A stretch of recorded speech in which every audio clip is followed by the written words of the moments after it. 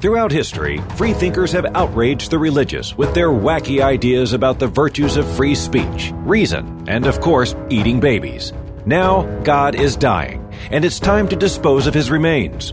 From the pits of hell, Satan sends two puppets of the imperialist West and the Zionist Jews against God, Islam, and tiny kittens to bring you their propaganda and conspire for a new world order. This is Secular Jihadists for a Muslim Enlightenment with Ali Rizvi and Armin Navabi. All right, welcome everybody to another episode of Secular Jihadists for a Muslim Enlightenment. My name is Ali Rizvi. With me is Armin Navabi. And we actually have a very special guest today who came to my attention through Abdullah Samir, who's a previous guest, and he knows you pretty well. And this is Farhan Qureshi. Welcome to the podcast. Thanks, Ali Rizvi. And definitely shout out to Abdullah Samir. Thanks for hooking us up. And good dude. Ali, if you call all our guests a very special guest, then it will lose all mean. The word special, it will. A lot of our guests are very special. There are a few who I haven't called special, okay, but they're very special. So people notice which one of our guests Ali doesn't call special. Those are the shittiest guests that we have.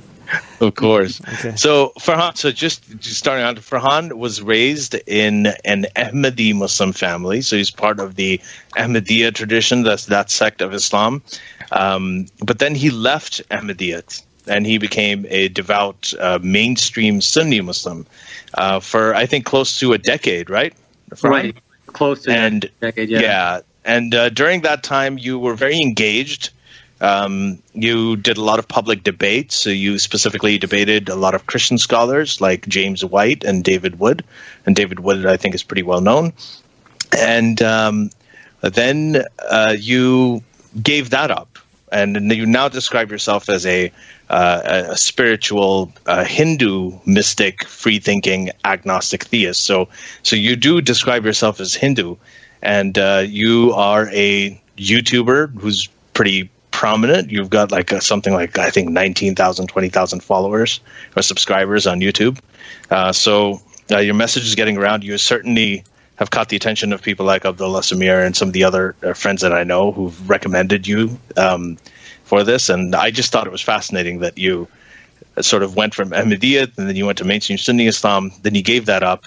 And then now you identify as Hindu, but not really more of a sort of spiritual. Is there such a thing as a Sufi Hindu in a way?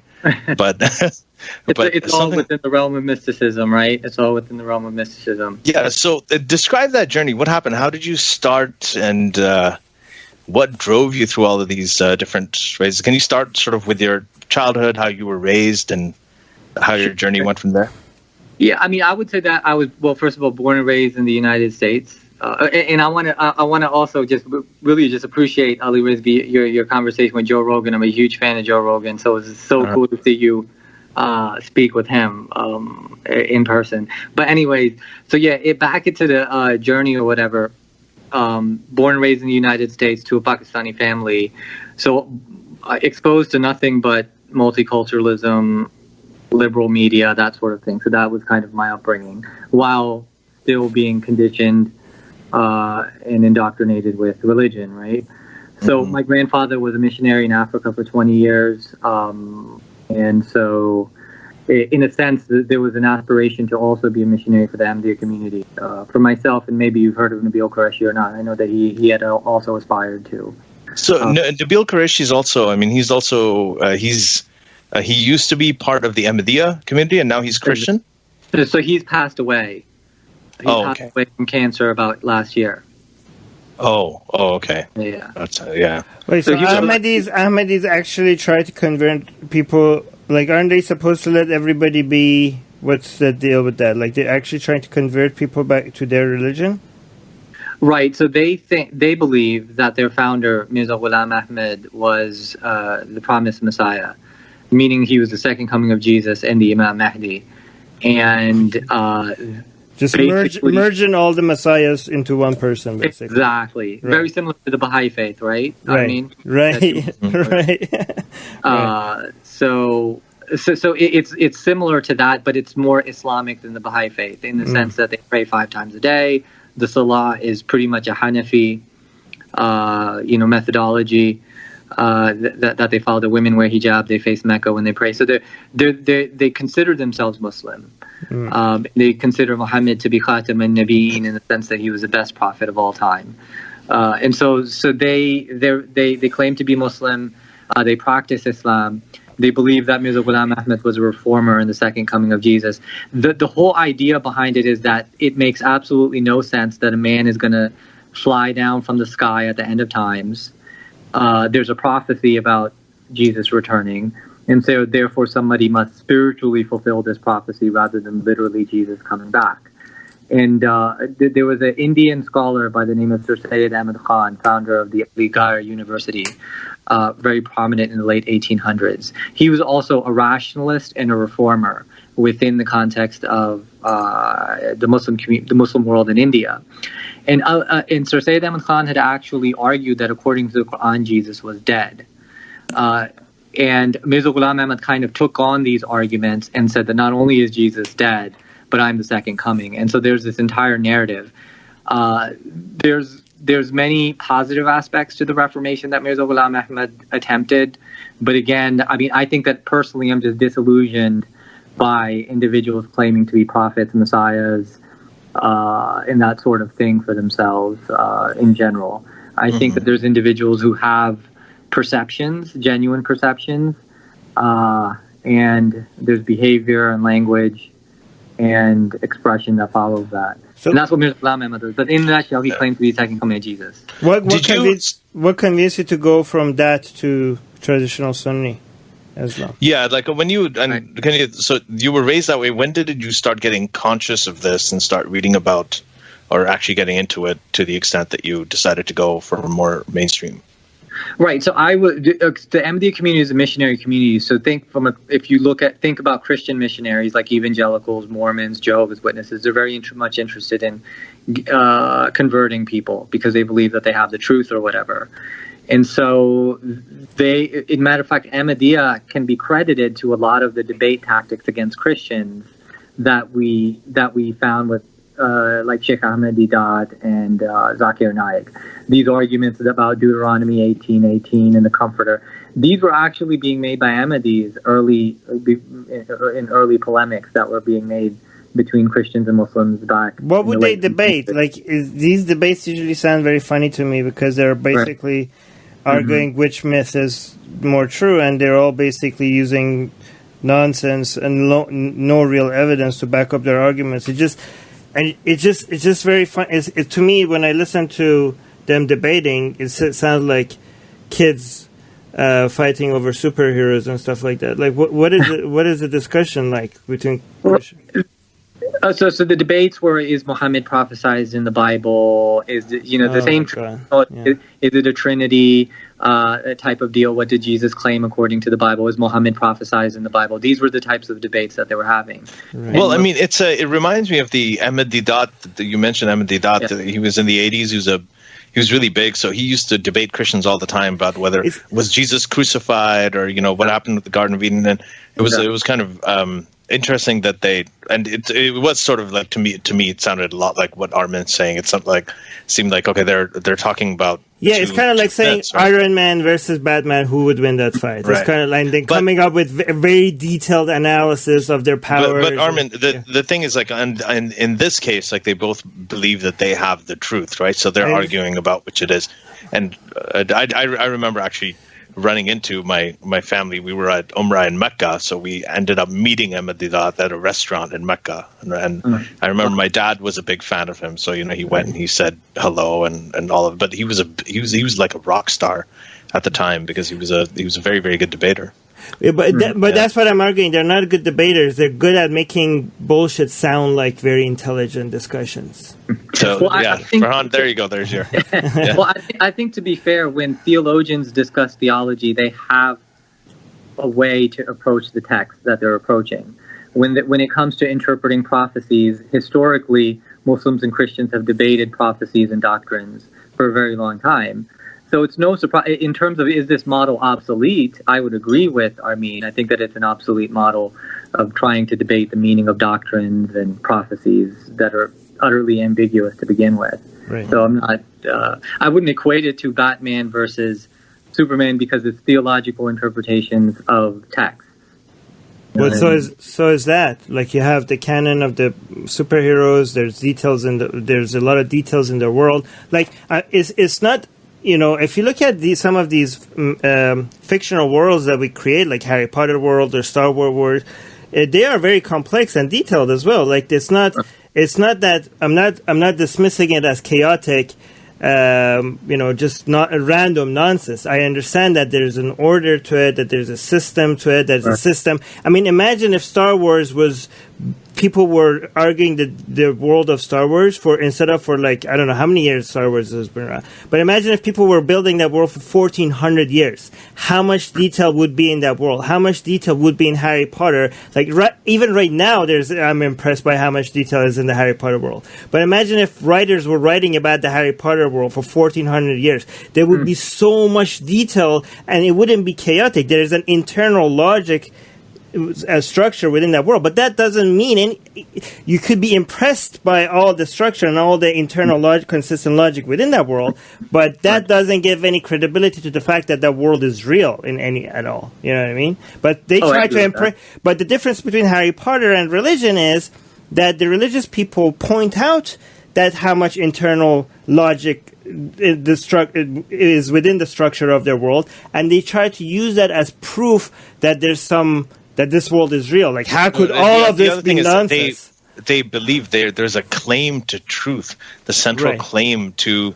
That's another big difference between the stuff is the religious stuff. There's a central claim to truth. So when we're talking about it as objective observers and we're looking at it as skeptics, yes, of course, it seems there's no difference between Harry Potter versus Star Wars or Islam versus Christianity. But when you actually if you are on one of those sides, you believe that's the truth. And to your point, actually, Farhan, I think one place where what you're saying is important, and this is one thing that that in my experience, where the Ahmadiyya Muslims have been well ahead of it, is they have been arguing Islamic apologetics, like the actual academic field of Islamic apologetics, for a very, very long time. Like preceding many of the mainstream Sunni Muslims who've never really been able to challenge on it because they've been out there proselytizing and debating.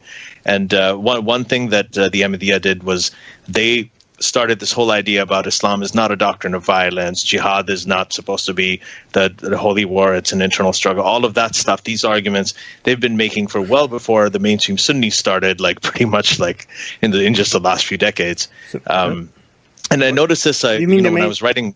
I mean, before the Reform movement, the modern Reform movement. Everything, all this stuff about Islam's a religion of peace and everything. I mean, the Ahmadiyya people have been saying this for ever since the dawn of Ahmadiyyat, because that was the reinterpretation. And the Baha'is as well. Anyway, Farhan. Yeah, it was an attempt at reformation.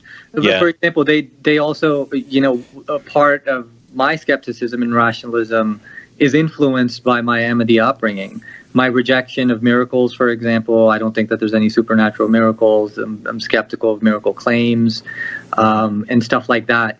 They try to they accept evolution. They try to interpret the Quran to conform to science. I think these are major steps at reformation. And he claimed to be a reformer. Yeah, Ahmad did, which I think is great. I'm just, again, disillusioned by the whole claim to be the Messiah and these prophecies and all this type of stuff. What convinced you to go from that to, again, I ask this question, to traditional Sunni Islam? Like, what was it? Right. So I remember being a teenager and going to Sunni masajid, right? And having a spiritual connection to the way, to the discipline, to the qira'at and the tajweed of the Sunni Muslim, to the knowledge and the ilm of the texts in the hadith and the sunnah and the Quran. I felt there was much more of a scholarly understanding of the tradition. And I was, again, you have to understand that Sunni Muslims and mainstream Muslims believe that Muhammad was Khatam al-Nabiyyin, the last or the seal of the prophets, as they interpret it. And I was disillusioned by individuals in general claiming to be messiahs and prophets and the second coming of Jesus and that sort of thing. But Muhammad was one of them. Right, he was. So now, in retrospect, I'm able to view these individuals who had these claims about themselves quite differently from a psychological and yet a spiritual standpoint. But that's me now, right? Back then, the issue was that Ahmadiyya and mainstream Islam, they were ultimately, that traditional Islam was more of a scholarly and pure version of Islam, whereas Ahmadiyya what seemed to be an attempt to change the religion. Exactly. Right. Bid'ah. It was bid'ah. It was bid'ah. It was you have to take the claim that Mirza Ghulam Ahmad was the second coming of Jesus seriously, and that's a very difficult one to do. Right. But he was a great reformer in a sense. But yeah, and that's in retrospect. Though. I mean, again, if they're trying to impress you with all the books and all the details of their quote unquote scholarly work, is the traditional Sunni Islam, they have a lot more to show. So I mean, again, this is the problem with actually, instead of just looking at if something makes sense or not, just looking at if something looks logical or not, right? Because if you do that, I mean, Sunni Islam has a lot more to offer. I mean, they have libraries, like thousands of libraries of books to fill with all their stuff. Like, I don't think newer religions don't have that much years of material behind them. Was that what impressed you? Like, because of the amount of so-called academic work that they extent of literature. I mean, I wouldn't say so, because Ahmadis adopt pretty much the tradition of the 1400 years of Islamic development. They'll honor people like Abu Hanifa and Hamid al-Ghazali and Jalaluddin Rumi and a lot of their works and commentaries from the past, and they'll try to use those texts, as a matter of fact, to prove that Mirza Ghulam Ahmad was the second coming of Jesus that was prophesied. So, I mean, I don't think that it was the extent of literature that impressed me as much as it was the discipline and the tajweed and what the Sunni Muslim community was offering spiritually. And so that comes into a disagreement that you and I are going to have at some point probably in this conversation, is that I value not only Muslims but the tradition of Islam. Right. And so that's probably a difference that you and I have. And actually, one of the things about Ahmadiyyat, right? Can I get into that? Because he brought up tradition of Islam. No. I want to just clarify one thing, is that, for people, when we're talking about the heresy aspect or bringing in innovation, the Mirza Ghulam Ahmad, when he came and he made the claims of prophethood or of being a messiah or being the second coming of Jesus, he didn't come with his own new book that was supposed to be from God. He stuck to the Quran. So the Quran is still there. It's still the crux of all of this. So it wasn't like he was a new prophet of the book. And I think that's one of the distinctions he made. He said, yes, the prophet Muhammad was the last prophet who got the revealed message of Allah in the form of the Quran, and we are sticking to that. I am just, a sort of a supplemental prophet in that sense. Totally. The problem is that the use of the word prophet makes you hated by every other Muslim. Like, if you just said I was a Messiah or of the Mahdi, people are like, meh, okay, you're just like crazy like the Shias. But if you say I'm a prophet, then you're challenging one of the most fundamental parts of most other Islam, which is that Muhammad was the last prophet. Not just the last prophet with the Quran, which is not just the most important prophet, the last prophet. So you can't just say like I'm a prophet. So that makes you hated by most other Muslims. Anyways, what do you mean by traditional Islam? Traditional, meaning Islam as it's developed over the years. Traditions of Islam, through various scholars and the various scholars and imams and alims and saints and sages that may have appeared within Islam and contributed towards its development of expression. So, all right. So here's what I mean. To come into a nutshell, is what I appreciate is that Muslims can gain a tremendous character and discipline from the tradition of Islam. This has nothing to do with truth claims or whether Islam is true or not.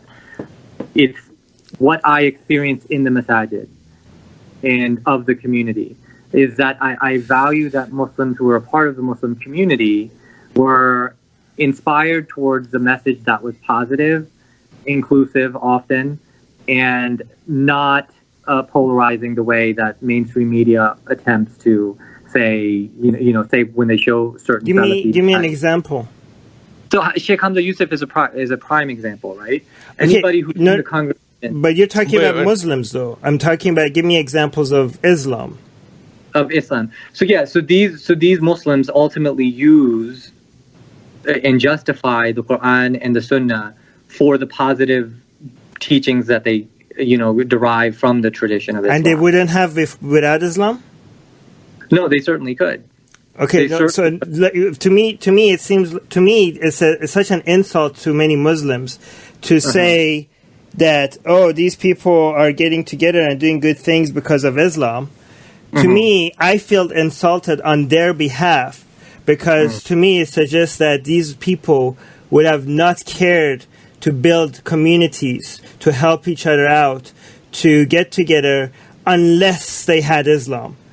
I see more. I have more faith in people. I guess faith, using that word loosely, but I have more confidence in the goodness of people to know that if you took Islam away from them, I think most of those people would have still contributed to their community or to the surrounding in way. It wasn't because of Islam that they did that.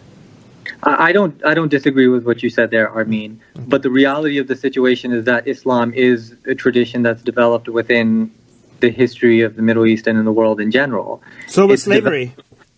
Right. But what does that doesn't mean that Islam has nothing positive to offer to those that follow it, right? The positive, the so-called positive parts of Islam is actually a problem with it because those so-called positive parts of Islam are things that we don't need Islam to achieve, and by contributing it to Islam it comes with a lot of nonsense and a lot of. Well, let's take something like let's take an example of something that is positive. Like you're saying, the positive things. I mean, there's a bunch of. You could go hygiene. You could go, honoring your parents or whatever positive stuff that was there before. Hold on, Armin. Go ahead. And I don't disagree that it's not possible outside of the context of Islam, and it's not that it was there before, during, or after in other contexts. What I'm saying is that there are human beings who are Muslim, like my parents, like so many Muslims that I know, like somebody like Sheikh Hamza Yusuf, who are able to adopt the tradition of Islam and have a completely normal life and contribute positively to the world, and they'll say that it's their faith in Islam and faith in Allah that helps them develop this. Now, I'm not disagreeing with you that it's the human nature that's ultimately bringing this out in them, but what they'll do from a psychological standpoint, just like the extremists do, is that this particular temperament is going to go towards verses and hadith and rhetoric, and there's a lot of it in Islam. It's not like it's only a little bit, or the majority of Islam is evil and dark. They'll attribute it to it. They'll attribute it to the religion. Okay, right. but that's completely missing. I mean, nobody's denying. I don't know if anybody sane is denying that most Muslims are good people. Okay, nobody.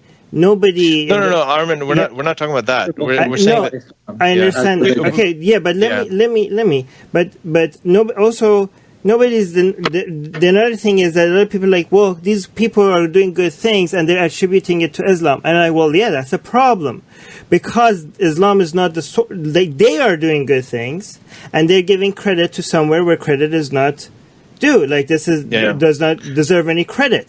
In fact, we all agree on that. We all agree. He doesn't. Saying the same thing. No, he doesn't. Okay. So there is a little difference. What I'm saying is that the religion of Islam, the tradition of Islam, itself has inherent within it teachings that can contribute towards the progress of individuals who happen to be Muslim. Even if they're unoriginal. Right. They can focus on verses and morals and principles that help them develop.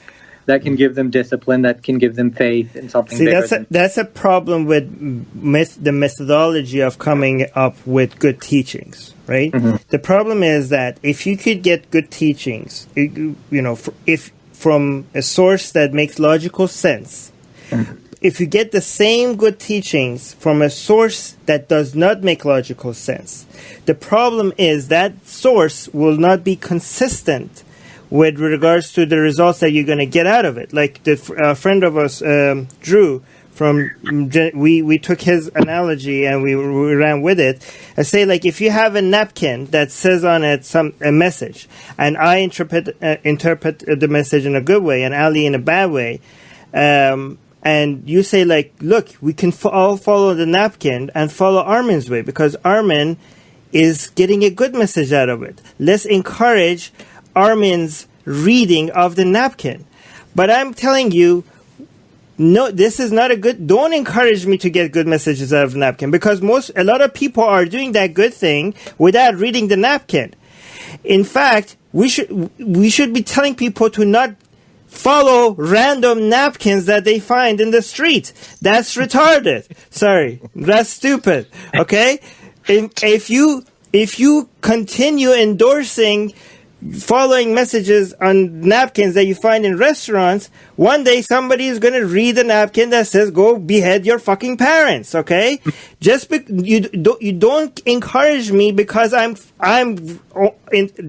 getting only positive message out of it. Tell Armin, like, put the fucking napkins away. So, this is why you do these good things. The whole idea, I think, over here, and then this part I agree with Armin on, is that it's not about the message itself, whether it's good or bad. Right. It's about the process by which you're arriving at that conclusion. So, for instance, if you're getting it through revelation, that, this is what the napkin said, or this is what the book said, or this is whatever, then, you can follow it, and it's a good message, and then suddenly, you're to the rest of the world, just, I guess, phenotypically, everybody's looking at you, and you're a good person. You're doing really good things. You're contributing positively to society. The reason you're doing that, though, the process you went through to arrive at that conclusion was that there's a revelation that you believed in that said that you should do that good thing. That's why you're the good person.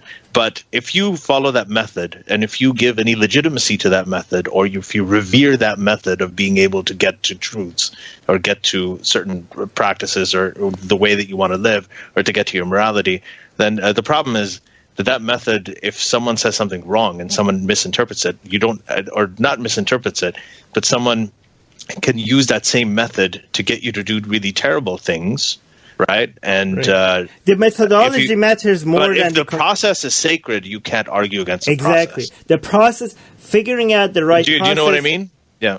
Figuring out the right. I'll just add one example, right? Like astrology, right? Doesn't hurt people, right? But it's nonsense. We all agree it's nonsense. Right. But it doesn't hurt anybody. There's no wars in the name of zodiac signs and stuff like that, right? But as a Gemini, I'm supposed to be very skeptical of astrology. Okay. So, but the thing is that if we don't challenge the nonsense like that because people are having fun with it and it doesn't hurt anybody, the thing is that same line of thinking will lead you to think that maybe vaccines cause autism, right? Okay. Which is harmful. So I'm just saying, like, we don't try to endorse certain conclusions because that's not a very effective way. We try to endorse certain processes of getting the truth rather than just looking at the end where people are ending up at. I feel like we're talking a lot. Sorry. I'll shut up. I want to let you go ahead. I'll shut up. Let me say this. I don't disagree that we shouldn't challenge nonsense. We should constantly challenge nonsense. We should criticize truth claims, criticize religion, right? And continue to do so that people can refine their perspective and come closer to what we aspire to come close to, which is truth. Right. And so I'm all for challenging religion and dogma and superstition and all of these types of things, truth claims with insufficient evidence, all of that sort of thing. So I'm 100% with you there. What I think where we're disagreeing is this black and white way of looking at Islam. We're not even talking about Muslims who could potentially be good people, but we have this black and white way of looking at at Islam. And the way that I perceive all religions and all political ideologies and all of human history is that it's imperfect, and it's okay for it to be imperfect. And what we have to do is learn from our mistakes collectively, take what works and build upon what works and refine our perspective. And I think all religions and political ideologies need to do that. And that is a very liberal stance, right? That change is necessary, evolution is necessary. The ideas are corrigible, meaning that we can change our understanding of these ideas. In the same way that the United States Constitution, between Republicans and Democrats, you have Ted Cruz and Marco Rubio complaining that the liberals want to look at the Constitution as a living and breathing document, whereas they want to interpret it as the founding fathers of America had interpreted it. And I'm all with the liberals. It is a living and breathing document that can and should evolve. And there's nothing blasphemous about that. Well, and I think if we look at the entire, listen, we've evolved in every category: politics, philosophy, science, culture.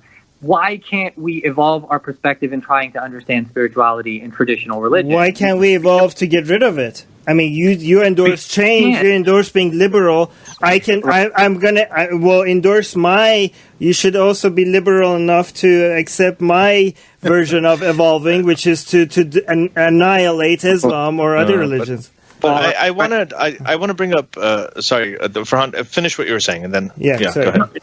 No, I think that I absolutely think that there should be voices that are critical of religion and should be saying that, you know what, that this is nonsense, this is BS, etc. So I'm all about that, and I think that Armin's voice and any other voice that argue similarly are necessary parts of the conversation.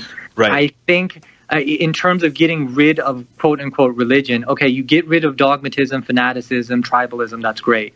One thing you cannot get rid of is the human brain, and it is in the human brain in which spirituality naturally emerges amongst various temperaments throughout the species.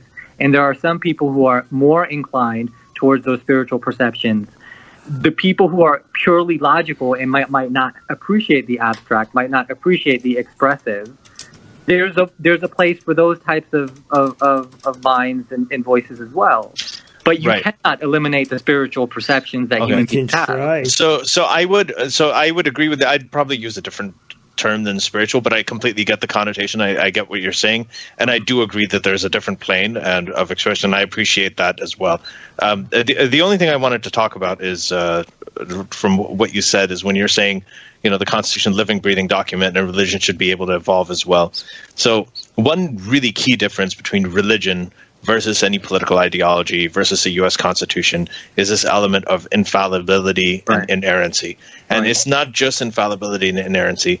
It's actually in the Abrahamic religions, all of them, and we see it more practiced in Islam nowadays in this time than and we saw it practiced in other Abrahamic religions before, is anytime you have innovation, evolution, change, updates, new ways of thinking, there are words for that. And those words are heresy, blasphemy, apostasy, right? So so all of this is discouraged, and it's discouraged to the extent where the consequences of it are very, very dire if you do these things. So bringing any kind of innovation into it. So that's made it difficult. I mean, one example that I gave is, when I was writing my book, and by the way, my arguments with Ahmadiyya apologists actually really helped write the book as well. So that's one reason I'm aware of the way that they go about things. But anyway, is that I talked about Thomas Jefferson versus Muhammad. So Thomas Jefferson, in his 40s, he had Sally Hemings, the 14-year-old girl who was his slave. So he was a slave owner, and he had sex with a child, right? And he had kids with her. Muhammad did the same thing. He was in his 50s. He married a child. He had sex with her when she was 9, consummated all that stuff. So they both had that. And Muhammad also owned slaves, and so did Thomas Jefferson. But in this day and age, if there was anybody, people give Thomas Jefferson a pass because they say, well, it was at that time, it was accepted.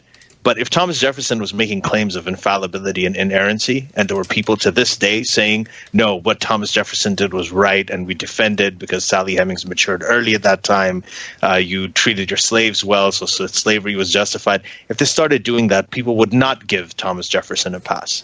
Right? So that difference when you bring in infallibility, when you bring in the concept of inerrancy, that any kind of reform, any kind of innovation, any kind of change, evolution just becomes a crime that's punishable in a lot of cases by death, right? And it's a mortal sin. So how would you square that? Isn't that a key difference that really, really changes the whole story, the infallibility, inerrancy thing? No, I think that you're totally on point, Ali. And that is the precise area in which the religions need, if there's traditional interpretations of religions, they need to be able to see that this is a 7th century Arabian perception and interpretation of reality. In any religion is an ancient and oftentimes archaic attempt at reality and spirituality. If you're able to see it within its time frame, that this is where human beings were back then, right? And of course, Muhammad believed this. Of course, Jesus taught this way because of the context. And so you're no longer looking at religion from the perspective that it needs to be infallible, even if it claims to be infallible. You're simply looking at it as one of many human endeavors that is in many ways obsolete, in other ways but is who is looking at it that way, though? Right. So traditionalists, right? Okay. So the traditionalist refuses change. They hate change. It is a traditionalist perspective to refuse change, and hence there's 3 categories of cultural ways of approaching this. There's traditionalism, there's modernism, and then there's postmodernism. And the appreciation, I think, of all 3 is where I stand. That we do come from a place that is that is fallible, and we're developing and evolving our perspective. That's the perspective that I think that I come from. I think Hinduism is absolutely open to this perspective, and most Hindus that I've spoken to say that, we don't have this issue of blasphemy and infallibility and inerrancy. No, but when you have finality of the prophet, when you have this is the final book, it cannot be changed, not a word of this has been changed. Right. This is the book for all time. This is the prophet. This is the example to emulate for all time. Then isn't the resistance to change codified in that doctrine? It is, but we're no longer. We're looking at it. I'm looking at it differently. That's from coming from the perspective of a traditionalist Muslim. Oh no, when a person reforms their thoughts, when a person reforms their perspective, they see this as a 7th century Arabian attempt at spirituality and discipline and morality, and they value it as sacred, no different than any other attempt. Yeah. Okay, but by the way, can I, with regards to black and white, you say you can't look at Islam so black and white. I think the truth and false is black and white. Well, something is either true or it's not true. There's nothing in between, okay? And also, what's not so black and white is this, people will say like, you can't get rid of religion. Religion's always going to be with us. Or if you can't get rid of the brain. Well, this is not the black and white. This is where I come and say that's not black and white, because we're not talking about saving the entire human race. We're talking about winning small little battles here, right? Here and there. And we have defeated religion out of many circles, and, which there are many examples where religion has been completely defeated. Okay, so it's not about like the whole fucking planet. Like we take one step at a time. But with regards to tradition, the reason why I ask you what do you mean by Islamic tradition, because there are parts of Islamic tradition that I enjoy and I like, but the belief part is the part that I don't like. Okay, so I agree with that. With that. So the problem when you take the belief out, when you don't believe, then there's the truth. The truth claim is out. Right. I mean, then what are you left with? You're left with the art. You're left with the architecture. You're left with interesting history. Like the way I look at Islam as fun is like maybe like a Mayan fan or a historian might look at Mayan culture, right? And they like the history. They enjoy the history. They enjoy the culture, but they don't endorse human sacrifice. Okay, so. Right. and they don't believe in the Mayan gods are real. You could still enjoy all of that. And I think a lot of people that say don't throw out the baby with the bathwater, I think no, get rid of the baby, keep the bathwater, because the truth claim is the belief is the main problem. If you want to keep the tradition, there's a lot of culture and tradition and art that you can keep without the truth claims. No, I with that, but here's I agree with everything you said. I mean, except for one thing. It's being able to see the sacred in spite of the profane in our past. Huh? Say that again. It's our ability to perceive or appreciate the sacred in spite of the profane in our past, regardless of civilization or history. Explain yourself. Okay, so there's a bunch of things that our ancestors, regardless of whether they're Persian, Arab, Indian, American, African, there's a bunch of things that they got wrong, and there's a bunch of things that they did that were immoral, unethical, awful, right? Right. It's throughout history. And then there's a bunch of things that they did right. There's a bunch of gems of wisdom, morality, discipline, family, society, community, appreciating something bigger than yourself, spirituality. All of those things are also a part of the narrative. It's not simply all of the horrible things and the terrorism and the truth claims and the claims to infallibility and the nonsense. That's not the only thing that's there. There's a bunch of things within all civilizations, including Islam, that helped humanity progress, and it needs to continue to refine and evolve. But look at the golden age of Arabs, right? Look at the progress that they made during that time, and look at how little it had to do with Islam. Do you know what I mean? Like, look at how it was. In fact, the people that were responsible for the science and the philosophy and anything interesting, they were annoyed by being held back by the most religious people in their community. Okay, so I just because it was part of the tradition of something that happened where also Islam was, to me it sounds like people trying to give credit to the culture and the art of Europe and the Enlightenment values to Christianity. No, these countries just got very, very rich, and when you build an empire and you get very, very rich, you start noticing stuff other than war and killing. You start noticing poetry, you start noticing philosophy, you start noticing science. That's what rich nations do, or rich empires at that time do. But I'm just saying it had nothing to do with Islam. And even the Mongols that were obsessed with destruction more than any other empire, even them at some point are like, hey, maybe we should start building stuff. Lois Edwards, one of our patrons, is saying the things that help humanity progress exist in spite of religion, not because of it. Thank you. And that probably goes for the golden age as well, in a way. Yes. Well, I would agree with that. That it's the human condition to want to refine, evolve, progress, and grow. We can't credit it specifically to any ideology or religion. That it's the human endeavor. It's the human condition and the human endeavor. I thoroughly agree with that. But that doesn't mean that historically, throughout our evolution, that religion hasn't helped humanity in terms of social contracts, morality, criminal justice, and so on and so forth. It held us back. Go ahead. 21st century, though. What? You got to put it in. You're looking at the past from a 21st century perspective. No. Not actually. If you look at it even not from a 21st, before Abrahamic religions, for example, the Greeks and the Romans were looking at ethics and they were looking at morality purely from a logical perspective. Right. They weren't using religion and gods. They were writing a very detailed analysis of what's ethical and what's moral, not based on what Zeus said. They were trying to figure out, like, they were asking, why is something beautiful? How do you define something as beautiful? Is this beautiful to me, or is it beautiful? Like, they were thinking about these things in great detail for hundreds of years.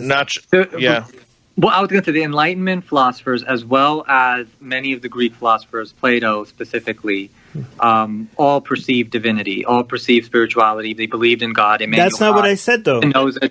Spinoza, they were deists and they were pantheists. That's not what I said, though. I didn't say they do or they don't. Some of them did, some of them didn't. I'm saying that their analysis of ethics and morality, for many of them, was completely independent from religion. Whether they believed in religious values or not, their analysis, the way they came up with these ideas or these values, was not dependent on religion. It was the Abrahamic religions that all of a sudden suggested that gods come up with. Actually, Hammurabi also did that too, so it came before. But didn't deists, like for instance, like Spinoza and all these, so didn't they specifically, doesn't deism help you do that? It helps you actually get whatever you believe outside of your just natural your inquiry in the natural world? No, I mean, I think, well, first, Spinoza was more of Spinoza was a pantheist more than he was a deist. Yeah. Pantheist means atheist, by the way. I don't know. I guess it's a kind of, but anyway, go on. Yeah. But Immanuel Kant specifically, the whole William Lane Craig argument that morality comes from it is contingent upon the existence of a divine source. That is Immanuel Kant's argument from the Enlightenment era.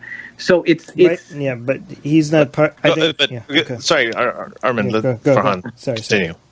Yeah. So all that I'm saying is that the human impulse to want to understand want to understand existence and reality involves religious types of thinking. It has and it still does. The majority of human beings perceive and interpret reality assuming that there is some type of spiritual force behind all of this. They might be right or wrong, but this is the human condition. And my only thing is that we have to work with the human condition, allowing the skeptical, materialist, physicalist perspective to thrive as much as allowing the spiritual perspective to thrive. Okay, so let's steer this I really have to say, we have been at our best. Humanity has been at its best when they did not let their assumption of spirituality or any other kind of woo interfere with their analysis of reality. Mm-hmm. So whatever the majority is, we owe most of our science and most of our greatest values to that tiny portion of humanity that didn't let that kind of nonsense interfere their way of thinking. Yeah, I think that's right. But the broader point that you're talking about, Farhan, I get it. I think what you're saying is that you're not saying it's right or wrong. You may actually completely agree with Armin here, but what it seems to me that you're saying is that human nature, like human beings, just a reality that we deal with, that the majority of human beings think that whatever that they're doing, the good that they're doing, whatever they're doing is connected to some sort of spiritual force, right? So my question is this, the secular movement or, what has religion provided people, right, that has transfixed them? So there are many things that obviously you can do. Everything that you do with religion, you could do without religion. Honoring your parents, treating orphans well. Everybody who's non-religious does the same thing. Atheists and agnostics do it all the time. They do all good. There's no good thing that people do who are religious that non-religious people don't do. Okay, or don't say. So that's something that's established. But so I guess I'll start you off with one thing. One thing that religion may contribute to people's lives, and religious people do tend to have longer life expectancies. They tend to be more satisfied and so on in life in general, is maybe a sense of community. That's maybe something that religion has brought in for people. That's a good thing. No. It's not a doctrinal thing. Hold on, Armin. No, this is actually one of the few things that has been shown by data. It hasn't brought it. We had no community before religion. What are you talking about, Ali? We did, but a lot of those, we're not talking just when we're talking about religion. Now we're broadening it to an adherence to some sort of spiritual connection that a whole bunch of people together believe in, right? A sense of the divine, let's say. So that's something that has provided people with community, and it's provided people with a sense of meaning, right? No, historically, that's how it's happened. Can I say something? It hasn't provided community. It has robbed us. It has robbed community from us and monopolized it in the name of and claimed the ownership over it. No, it has not. I get it. Religion does not give us community. It has stolen community from us. It has given people a sense of community. Go ahead. You would agree with that nationalism serves. Would you say the same thing about nationalism? Yeah. Okay. All right. No, let's say the same thing about nationalism, as in that nationalism did not provide a sense of community. Did you say that? No, I'm saying that I would rather have a sense of community separate from nationalism. I wouldn't want nationalism to claim No, not would you rather. Would you say that historically nationalism has not provided people with a sense of community and belonging? No, I didn't say religion hasn't. I said religion has robbed it. And nationalism is a newer phenomenon. Right? But we're talking about whether it did or not. Now, religion, it actually has historically. We're talking about. What I'm saying, when you say it has, as if it's is providing. No, we're not saying it should be. We're saying that it has. Okay, historically. Nationalism also uses community, religion and nationalism and other cults. They take advantage of real desires and needs that we have. We have desire for community. We have a desire for awe. We have a desire for inspiration. We have a desire for meditation. We have a desire for sense of belonging. We have a desire for being part of bigger. We have all of these desires. Nobody's denying that we don't have these needs. What I'm saying is that these memes, they are taking advantage of our desires for their own fucking survival. That's exactly what and we are going to get crushed while they grow. So we're in agreement. I feel like we're talking past each other. Okay, go ahead. I agree with you that nationalism and religion has done these things where they've robbed humanity in many different ways. Right. Yes. But it's not a black and white way. That is a black and white way of looking at an abstract reality that also involves other realities that should be be taken into account in the conversation. Mm-hmm. When most Muslims that you meet, and it's not just them about being human, it's not just them about having a sense of community, they legit, when they read the Quran, they feel that connection, right? Most Muslims don't read the Quran. Mm-hmm. What's that? Most Muslims don't, but some people. Okay, some when Muslims, they recite it, even if they don't understand it, they feel it. They feel it. Well, most Muslims actually prove my point, because most Muslims are more influenced by things other than Islam itself. No, that goes for all of them. We lost Farhan. I get to speak more. We'll come back. Well, I'm going to take advantage of this opportunity to say that. What was I going to say? I had so much to say. Oh yeah, Muslims. When you say he keeps saying, he keeps saying most Muslims, right? Most Muslims. He's not. I think you got to. We're talking about Islam, not Muslims. I don't think you're listening to him properly. I am. Not disagreeing with me. You guys keep. He's not. No. I'm telling you. Hold on. Let him come back. Anyway, go ahead. Finish what you're saying. No. Okay. Here's the thing. When I said this is not black and white thing. First of all, we're winning many battles in different communities, but within each individual as well, we're winning these battles, right? Because people say most Muslims are living this life. But what is responsible for those lives? Most Muslims are not influenced by Islam. Muslims are much more than just Muslims. I keep saying that many, many times. There's a lot more to a Muslim than just Islam, right?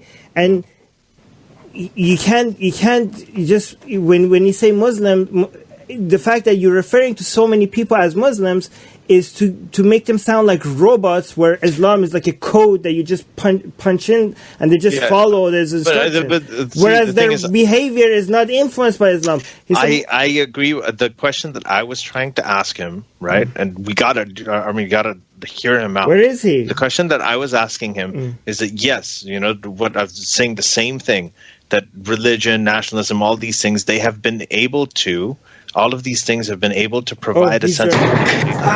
What was that? Okay. Hey, my phone died. Give me a second to reload my phone. It died. Okay. It died because you weren't. It wasn't plugged in. Yeah. It's okay. What was I saying? Well, what is it that has allowed religion and nationalism and all these things, or especially religion, to be able to provide that sense of community, that sense of connection to people that the secular or the scientific revolution, all these other brain things haven't.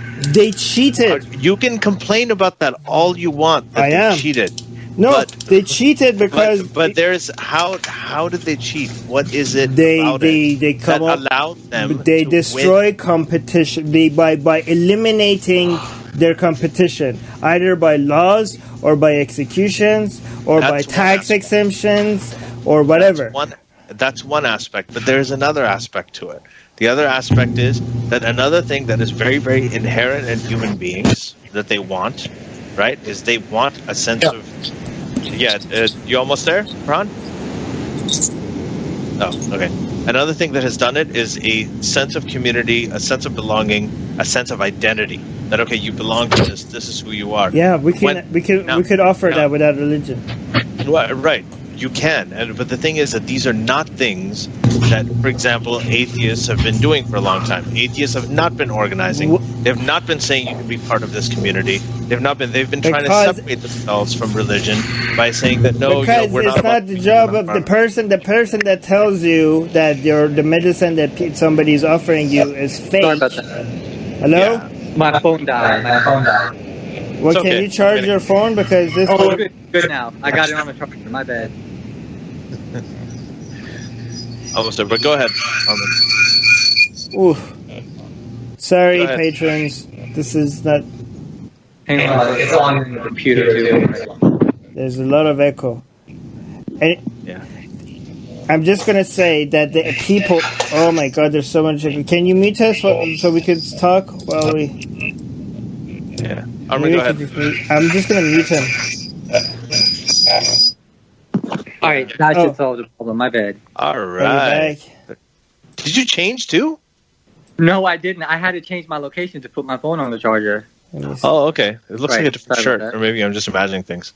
Okay, so yeah, my question was, right, that so there's all this stuff that historically. Right. Okay. So we don't see you. You're showing. No. I can see. We can see him. No, I don't see him. I just see him. What I see is more important because that's what our patrons see, and I see only his head. Here. Is that better? I moved it a little bit away. Can you bring your camera lower? What the hell? Oh, there you go. I don't see anything. It's fine. Okay, so. So what I was saying, Farhan, I kind of I see what you're getting at, all right, and I think we have talked about this in a different context here, right? But one thing to appreciate, right, is that religion and all of these things have been around for over 10,000 years, okay? Mm-hmm. And they haven't been spread. They've been spread at a time. They didn't have airplanes. They didn't have internet. They didn't have snail mail. They didn't have anything. So there's no way to really. They didn't have the printing press. There's no way to really spread these ideas. The scientific revolution, really, if you want to date it to the last time when it started and it continues on to this day, is around the time of Kepler and Galileo in the 17th century. So it's been about 400 years to that, right? So 10,000 years for religion, 400 years for this. Already. The science has gotten to the point where the entire world runs on it, even though a lot of people don't acknowledge it. But pretty much everything we have now runs on it. So it takes time, and this is a more connected world. It'll probably be faster.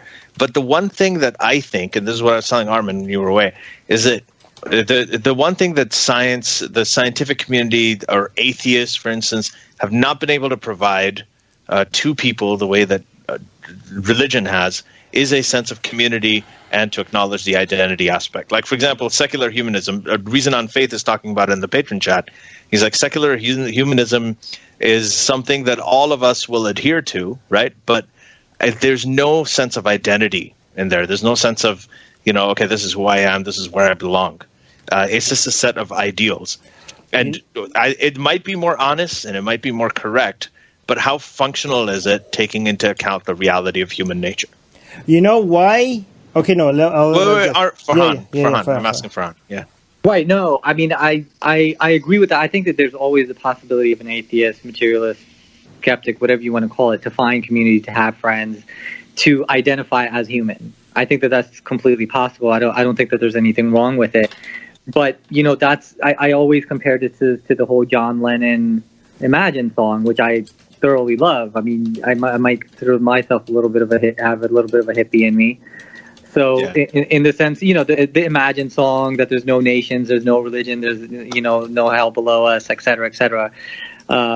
You know, in terms of transcending identity, right? This whole, which is a very postmodern notion of transcending identity. Anytime you deconstruct and we look at the identities that we claim for ourselves, that they're you know, obscure and not real in the way that we think that they are. And so identity to a large extent is an illusion. But psychologically, we as human beings socially require certainty and belonging and that sort of thing, right?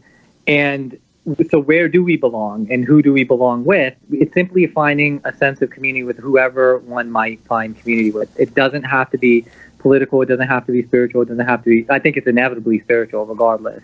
No, but if you're talking about transcending identity, right, don't you move into something else? So, like, I'll give you your example, and I guess this way we can sort of now move on to the Hinduism aspect as well, is that, you know, you probably had that, you know, you started off in the Ahmadi family, you became a mainstream Muslim, and then, you know, you didn't want to define yourself by these identities that were sort of given to you. You wanted to arrive at your own. I mean, I hope I'm not speaking for you, but, you know, you moved on. But now, you know, you're at a point where it seems like you want to transcend identity. I mean, I know you're involved in meditation, but at the same time, you know, you describe yourself as a Hindu, you describe yourself as a mystic, you describe yourself as a Gnostic, as an agnostic theist, and, you know, all these other things. And aren't these just other identities? Can you ever fully shed your sense of, I mean, isn't it just like a human need? I mean, Armin and I were ex-Muslims or atheists or whatever. There's always something there, right? For conventional purposes, for practical purposes, yeah, I identify not just as all of those things. I'm a male. I'm an American. I'm you know, so I'm a liberal. I'm on the left. So yeah, you know, so these are all categories that we relate to and subscribe to. But I think that the idea is that if you're able to see beyond the identity, you see the oneness and the unity of everything that human beings and the human condition involves. You no longer see black and white people or Muslims or Christians and all that kind of stuff. And I think that is a state of consciousness or awareness that we're all trying to get to. That's what mysticism is trying to get to. That's what Hinduism teaches. That's what Jalaluddin Rumi was getting at. That it's ultimately none of these identities. But for practical and conventional purposes, yeah, we have to categorize. We have to identify. We have to say that this is a particular set of ideas that comes from this source. So for conventional practical purposes, of course. But that doesn't mean that we're so identified with these things that basically it's my tribe, it's my identity, and forget everybody else. That there isn't some Can't you achieve that without necessarily calling yourself a Hindu, for instance? So why do you call yourself a Hindu? You're moving to that. Why I call myself, you know, the same reason why I would call myself an American, right? Or some of these other identities. There's a value for the knowledge and perspective that's been developed in a particular region by particular people and by a particular culture, in spite of the profanities. Listen, we can talk about the massacre of Native Americans. We can talk about slavery. We can talk about segregation, Vietnam War, nuking Japan, on and on and on. We can talk about Donald Trump. How can liberals be proud to be American, right? Should we be proud to be American, or should we only be globalists? But the reality of the situation is that the Constitution, regardless of its history, provides us with liberties and freedoms that we appreciate and enjoy, and they come from a tradition. And I'm, like I said, I'm far more postmodern than I am a traditionalist. I would identify more as a postmodernist than I do a traditionalist. But I value tradition because it's where we've come from. It's how we've developed. The knowledge and perspective that we have today has been developed over thousands of years of refining, of individuals, of visionaries, of philosophers, of thinkers, movers and shakers, who have been changing the conversation. And it's simply that's how I simply see it. And whether that was Muhammad in 7th century Arabia, whether it was Voltaire or John Stuart Mill or John Locke or whoever, humanity requires individuals to rise up and speak their mind, and to speak logically and scientifically as much as possible, hopefully. Yeah, but those two contradict each other, to value tradition and to look at things scientifically, because there's time doesn't make all things good. If in fact if you look at it from these two things are at odds with each other, right? When there's a reason why some things, as time passes, some things become valuable, but only because they went through a trial and error, and also they tested what works and what doesn't work in a very empirical way. That's not what I call tradition. That's called science. What's called tradition is the troubling part, is when people hold on to things because they're old, because they have been around for a long time. And that's a very dangerous, that's actually in contradiction with science, because it does trial and error, but it also keeps errors because they're old. Like it doesn't, it's actually moves, it's something that hinders progress I think when you hold on to tradition. But another thing I wanted to say is because Ali kind of is switching to Hinduism, and after this I want to focus on Hinduism because I want to know why you need to call yourself a Hindu. But one reason why Ali, non-religious communities haven't effectively offered those things is because of the monopoly that religion has over those things. So a lot of people are like, oh, we need religion because, look, the non-religious community doesn't offer these things as much. Yeah, because religion has such a tight grip over these things. If you move, in places where religion doesn't exist anymore, you don't see people jumping off rooftop from depressions. In fact, some of them are the most happiest places on earth. If you remove these, the market will offer services, because if there's a need, people will offer services that meets those needs. This claim that we need religion because, look, without religion, we don't see anyone offering any of these. I don't think anybody's saying, we're not saying we need religion. We're not saying we need religion. No, I'm not saying that, but we're talking about historically. No, Ali, you're saying that you and Reason on Faith, I didn't read exactly what it said in the live chat, but you were saying that, we can't build identity or community or something. No, I didn't say that. No. Did not say that. I did not say that. I didn't say you can't build identity and community. I said historically, the reason that religion, talking about religion has always had a monopoly over it. One of the big reasons that religions has had monopolies over it, it's not just because the violence and the apostasy and the killing and everything. One of the reasons that so many people adhere to it to this day and haven't let it go is because historically it has provided some of the basic things that human nature just craves, and that's a sense of identity and social community. But I'm not saying that you can't build it without it. I'm just saying that historically that has happened, and that's what I say is that we can do, even not only we can offer these things without religion. I agree with you. No, wait. Yeah. But the second part is that I actually think without religion we would do a much better job at addressing these things. With you. I agree. That was my point when I was saying that scientific revolution is only 400 years old. But as it goes on, right? We've got a 10,000-year history of religion to contend with. But historically, we're just saying that you can't deny that historically religion has. But let me add something. So I do think that regardless of who we are, whether we're individual or communal, I think that we need some type of coherent framework from which we operate.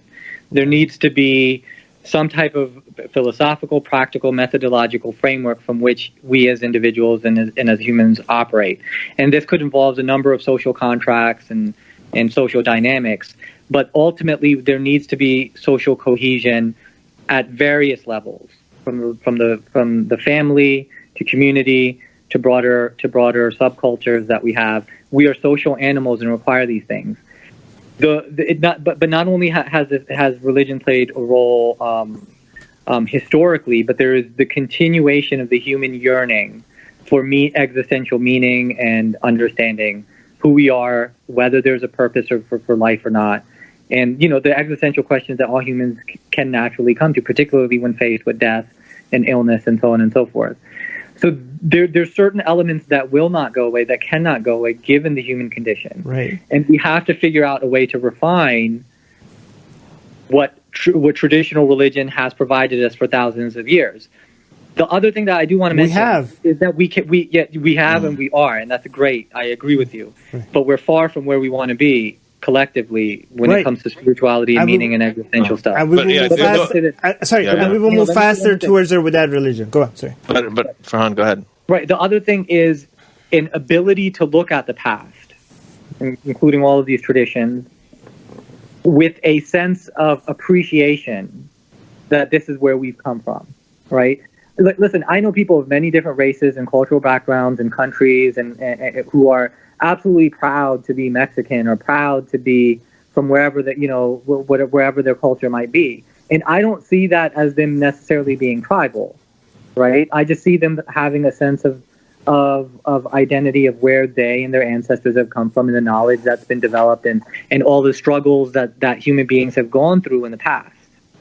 You know what I mean? I'm in huge favor of looking at the past because we don't get, looking at the past is the only way we can look at our minds in a social way. I mean, we don't have labs built with humans in it where we could do tests on them and put them on different systems and see what happens. History is the best, is the closest thing we have to a lab where we test on humans. That's what history is. Of course, we need to look at, I'm in favor of looking at Islam and seeing why Islam became popular and what the reason why Islam became popular, the reason why Christianity became popular, the reason why Buddhism became popular, the reason why Hinduism became popular.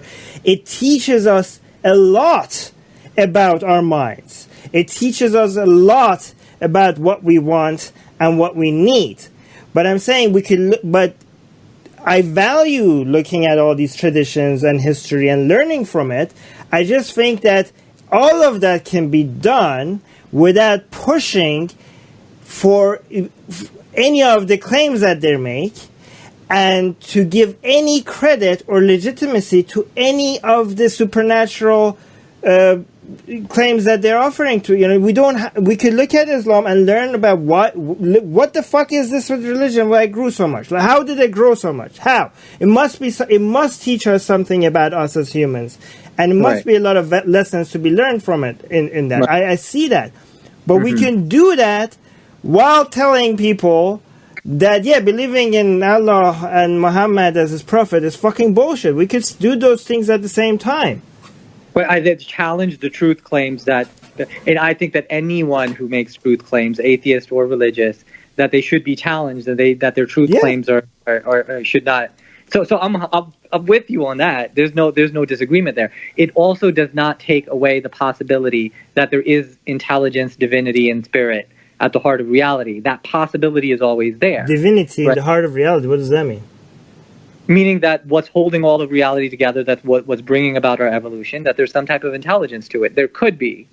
Well, I don't think dismissing that possibility and rejecting it totally is necessarily productive. Well, the Big Bang could be a giant turtle's fart for all we know. It could be. Like, there's so many things we would have to look at. Right. We would have to see where the evidence leads us. Yeah, exactly, and it doesn't lead to intelligence or a giant. If you're saying that divinity is part of our reality, right? Then there's no evidence that has led to that yet. So So I know that you describe yourself as agnostic, as we do, right? Mm-hmm. So let's get to but you also describe yourself as an agnostic theist part. So I just want to kind of get to so what is it that, when you left mainstream Sunni Islam for whatever reason, first of all, what were those reasons that made you leave? And the second thing is, did you explore Christianity? Did you explore any other faiths before settling on Hinduism, or did you, or did you just? How did you arrive at that? Sure. Well, a couple of different things. So when I left Islam, and I didn't embrace any religion or tradition or anything. I was pretty much an agnostic theist. I believed in pluralism and universalism, that all human beings are experiencing meaning and spirit and express themselves accordingly. That's still my perspective to this day. This is a universal phenomenon that is inclusive of atheists, agnostics. It's erroneous of what you believe or profess about reality, that you're experiencing something that's meaningful. Now, so that was when I first left Islam, right? And so then I had started getting into meditation and mindfulness and yoga. I went and did a retreat in Peru on ayahuasca, had the experience of non-duality, of being one with all that is. Is your hand covering the mic, do you think? Oh, my bad. Can you hear me now? Yeah. It probably was. Go ahead. So I started exploring meditation, mindfulness, yoga, and specifically non-duality after having gone to Peru and experiencing ayahuasca and psilocybin, the mushroom. And so the sounds a lot like Sam Harris's did you just say mushroom? history. Yeah, Sam Harris with hallucinogens, right? But go on. Right. So those experiences on the plant medicines definitely opened me up to a description that Hinduism described, if you will, particularly the philosophy of Advaita Vedanta, which describes reality as being non-dual, a monist way of looking at reality. And that is feeling one with, or experiencing oneness with the universe and all that is a sort of thing. An experience that can't be described with words, to be honest with you. And so it was more than anything, it was probably that experience, but it was also the application of meditation, mindfulness, yoga, and that sort of thing. And then I had started studying Buddhism and Hinduism from a traditional perspective. And I started to really appreciate the perspectives of these great yogis and mystics. Not to exclude, what the Chinese traditions, that Taoism is a perfect articulation of the non-dual experience as well. There's a lot of it in shamanism and other cultures. The Greeks did a good job they did a decent job. Plato's subjective idealism focuses on the mind rather than consciousness, but that's a different philosophical conundrum. But the idea is that this is mindful of your hand. I think you keep getting closer. Okay, so right now it's not only so. This is a perennial experience across traditions. This experience of oneness, being one with God. So when Jesus says the Father and I are one, from the perennial perspective, that makes complete sense. From somebody who's experienced it on psilocybin mushrooms, that makes complete sense because it's a subjective experience.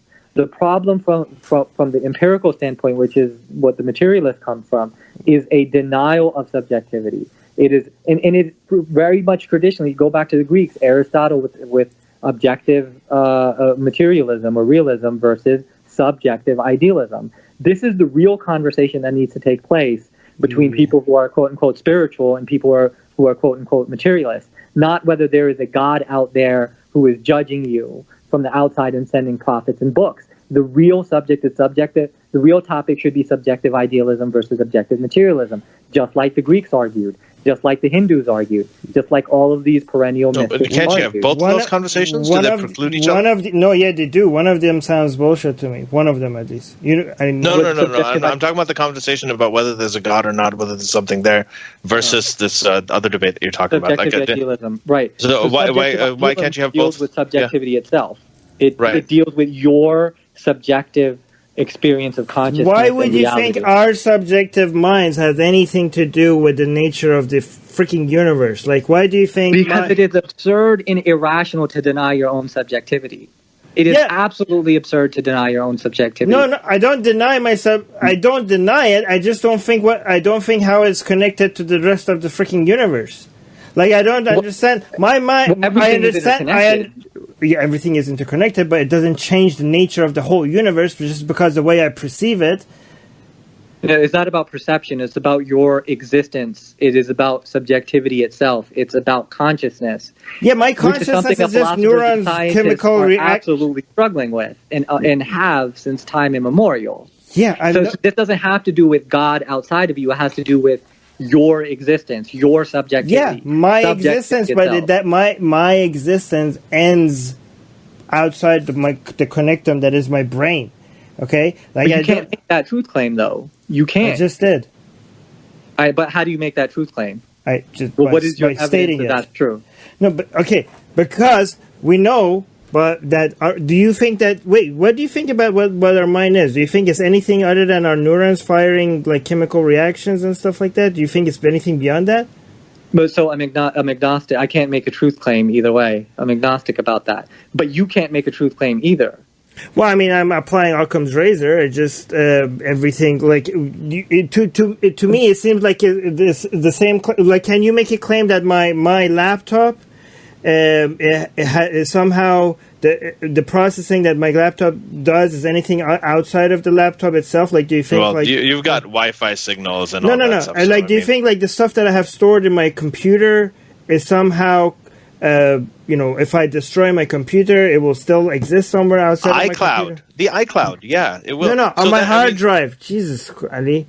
Even then, I mean, if you back it up theoretically, I'm not. By the way, I'm more on Armin's side. Hold on, I'm more on Armin's side than the other thing. But the thing, what you're saying about the truth claim, yes, like with your laptop, with a lot of other things.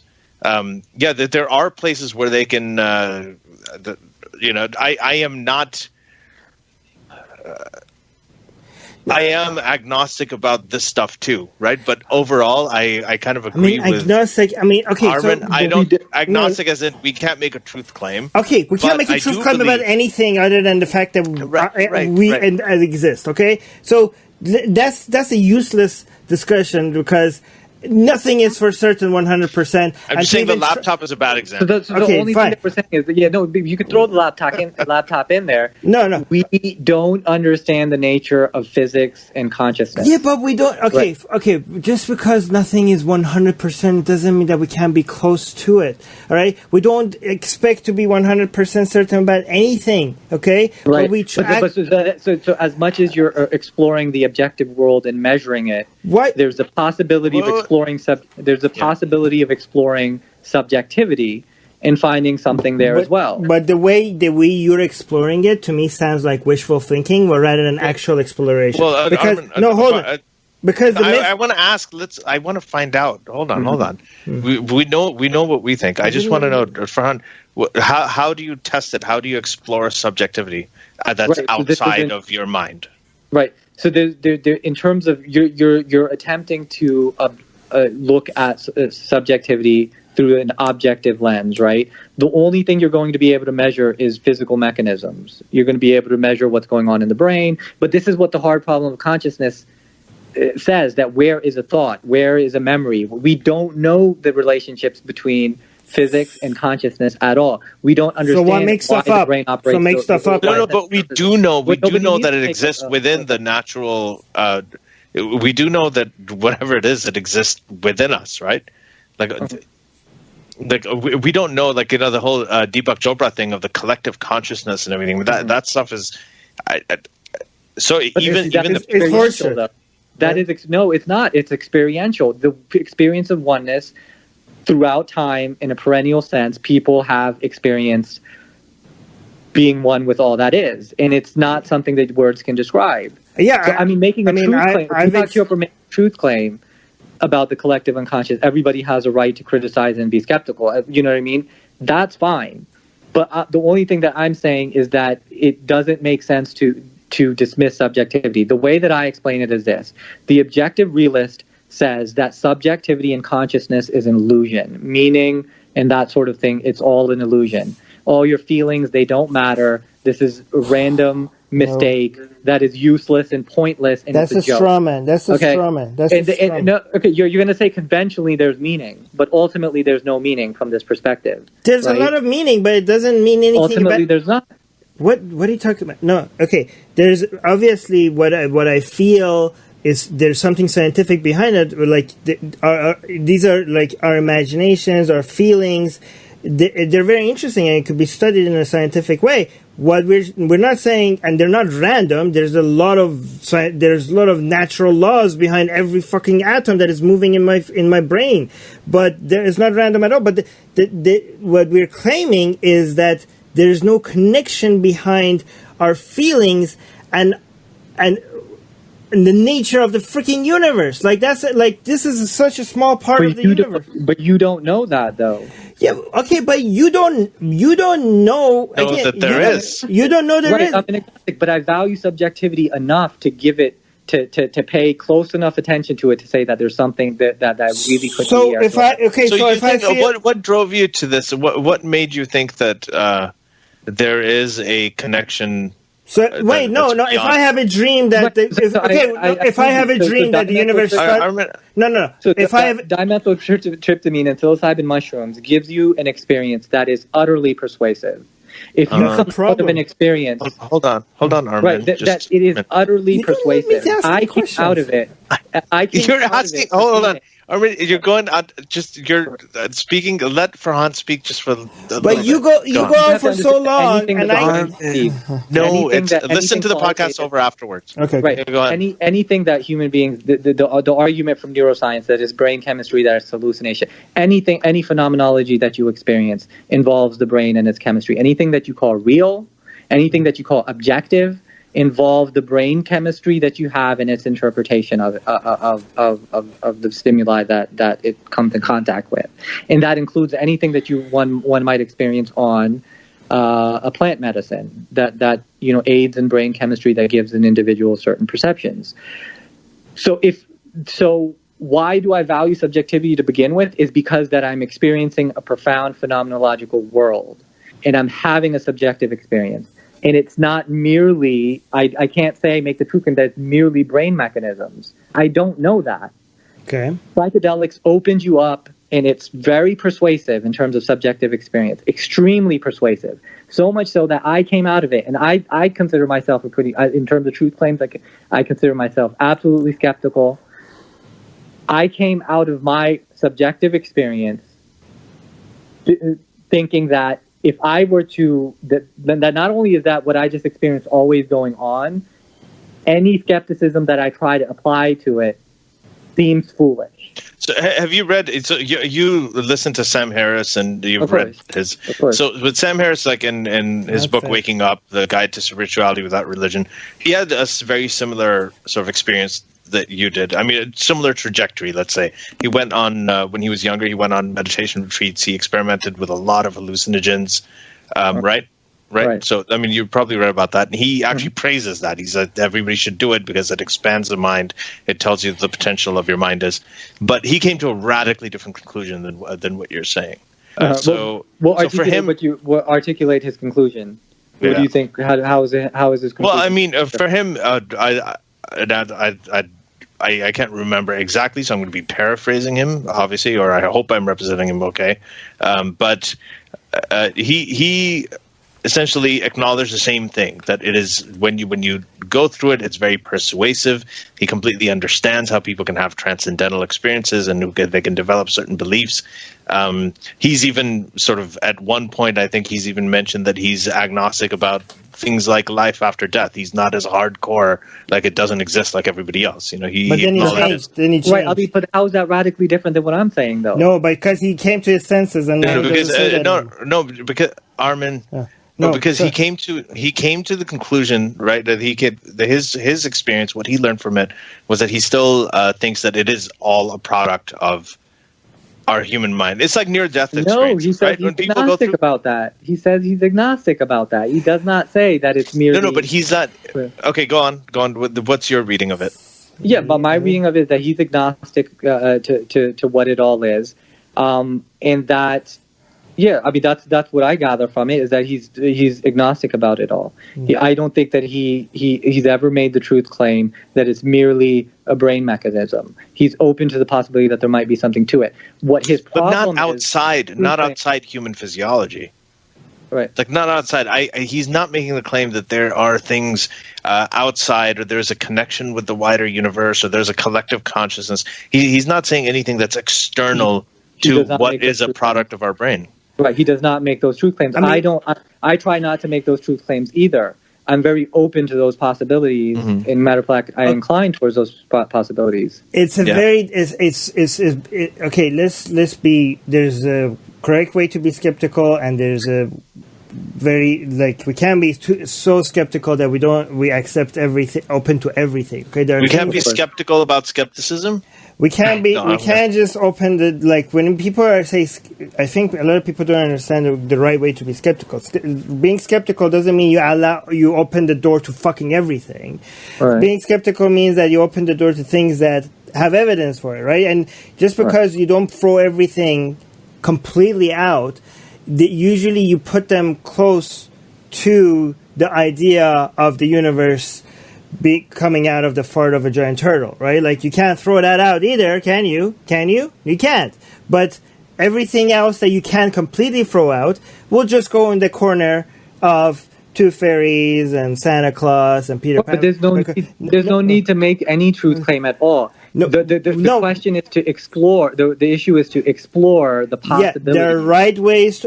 But if you're exploring, instead of just randomly exploring through a sea of everything that is possible, maybe you could have a direction in your exploring, and that direction is called science, Because if you just go by your feelings, or it just feels this way, it just feels that way, you're just going to come to conclusions that just feels good, and you just feel warm and fuzzy about believing in them, That is a denial and a rejection of subjectivity. You're exclusively only accepting one epistemology towards truth. Yeah, the right one. And philosophically, that doesn't work. Science is not the only epistemic path to knowledge. It's the best one. Subjectivity matters. In matter of fact, subjectivity is the ground of all scientific exploration. Subjectivity. You keep putting words in my mouth. Everything, obviously, we have experience is subjective. It has to go through the filter of our perception. So how could it not be subjective, right? Exactly. So what science does is try to understand the way we perceive things and try to adjust for our errors as humans, adjust for our biases. If you don't introduce that filter to your perception and just go by everything you experience and feel, then you're opening the door to a random sea of nonsense. I agree with that. And Sam Harris agrees with this too. That's why I don't know why we're bringing Sam Harris to this. Because we just brought up Sam Harris because somebody said that Sam Harris's conclusion was radically different. I completely disagree with that. I think that. But let's focus on what you're saying, though. The reason I brought him in is just because his trajectory, when you talked about your sort of experimentation with hallucinogens and how you came to. All right, but I asked a question. We're getting off tangent. See, Ali, you're doing to me what you tell me I'm doing to you.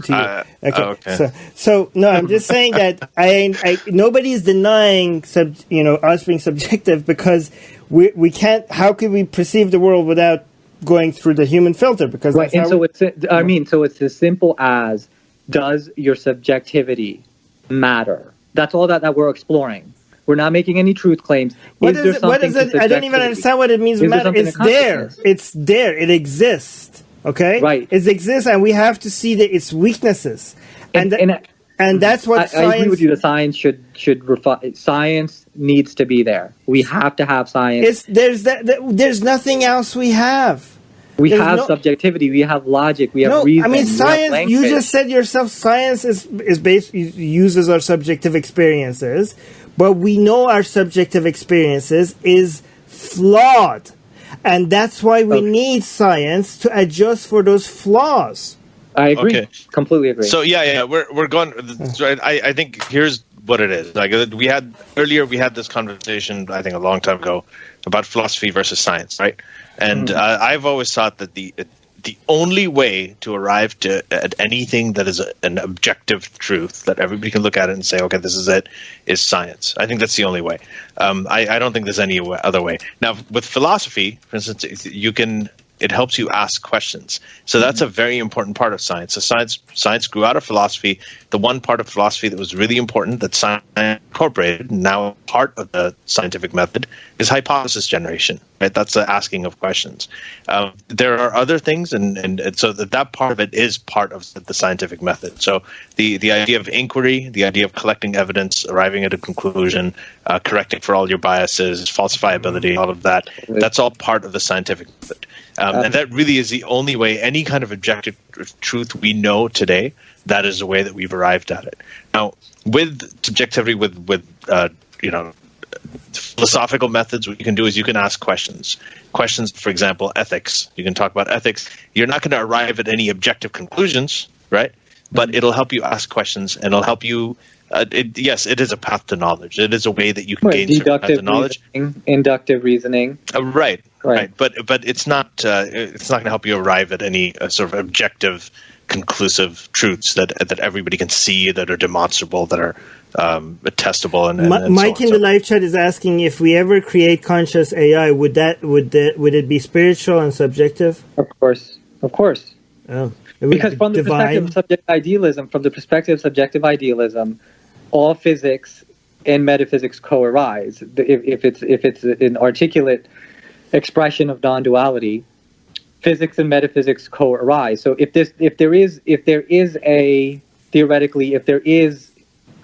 consciousness is the ground of all reality, then anything that arises within it, including AI. But can you explain what metaphysics? No.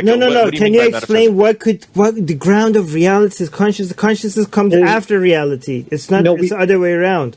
No, it's possible that it's the other way around. No, it's possible that consciousness is the foundational reality, and that physics emerges out of consciousness. I don't take that. Farhan, a lot of things are possible. Right. I mean, there are many things that are. There's a lot of things that are possible. Right. But we're talking about in order to have a conversation about this is one of the reasons I'm asking you what you mean by metaphysics too. Sure. I know this feels kind of weird because I'm enjoying this a lot. I know that there's two. We need to get to Hinduism, by the way. Huh? We need to get to Hinduism. Well, we might have to talk about that another time. No. That was in the title. It's in the title. Okay, then let's just. But that's everything. No. Right, everything is atoms, molecules. That's what I find it. Go ahead. Yeah, go ahead. I just find it tough. I mean, I know what metaphysics is. I know what people mean when they say it. I just find it really challenging to have like conversations when we're. It's because you're trying to use science to understand something that you can only subjectively experience. And you're experiencing it subjectively and are having a hard problem explaining it objectively. We're not. We're actually explaining all those things. I think you can. Yeah, all of those things that you mentioned, we're explaining. We're doing actually a surprisingly good job at it, and we're getting better at it by every decade. We are able to explain mechanisms that bring about laughter. We're able to explain that these are neurotransmitters that are released in a biological organism when something like bonding is experienced. Yeah. Explaining a mechanism does not solve the hard problem of consciousness. Demonstrating a mechanism does not somehow bring about an explained meaning and purpose. Nothing else does either. This very much sounds like the argument, I don't know, therefore God. No, but I didn't say I don't know, therefore God. I didn't say you did. I didn't say it sounds like it. Yeah. Right. So I'm therefore metaphysics. As an agnostic theist, I'm saying I don't know. Therefore metaphysics. There's a good chance that there's intelligence there. I wonder if there is. Yeah, that's okay. That part. But you could. But okay when you say, when you shoved intelligence, I could shove. I don't know. Woo! I could shove like fairy dust. I'm going to shove fairy dust. Fairy dust. Subjective spiritual experience. Okay, you shove intelligence. I'm shoving fairy dust. Wait, hang on. We're talking about reason and science. Reason and science cannot even occur without subjectivity. This is what materialists and physicalists do. But I'm just saying, you say you don't know, therefore maybe intelligence. I don't think that's true. I think everything that you have experienced. Okay, apart from the specifics of when you were doing certain sort of the plant medicines and so on, everything that you've experienced, we as I guess objectivists or whatever it is. I'm not familiar with the lingo. I'm from like a hard science. Right. Yeah, so we've experienced too. We've been through it. Now everything that's subjective, like the laughter and beauty and the sense of transcendence, or when I first had my daughter, those kinds of.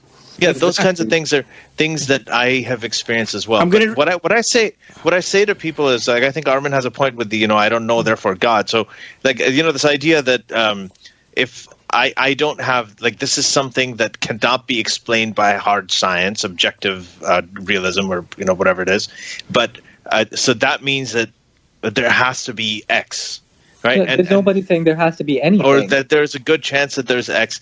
I'm just comfortable with saying, okay, I don't know. I'm comfortable with asking questions. I feel like it's better to ask questions that have no answers than to answer to create answers, right? That don't have any objective basis.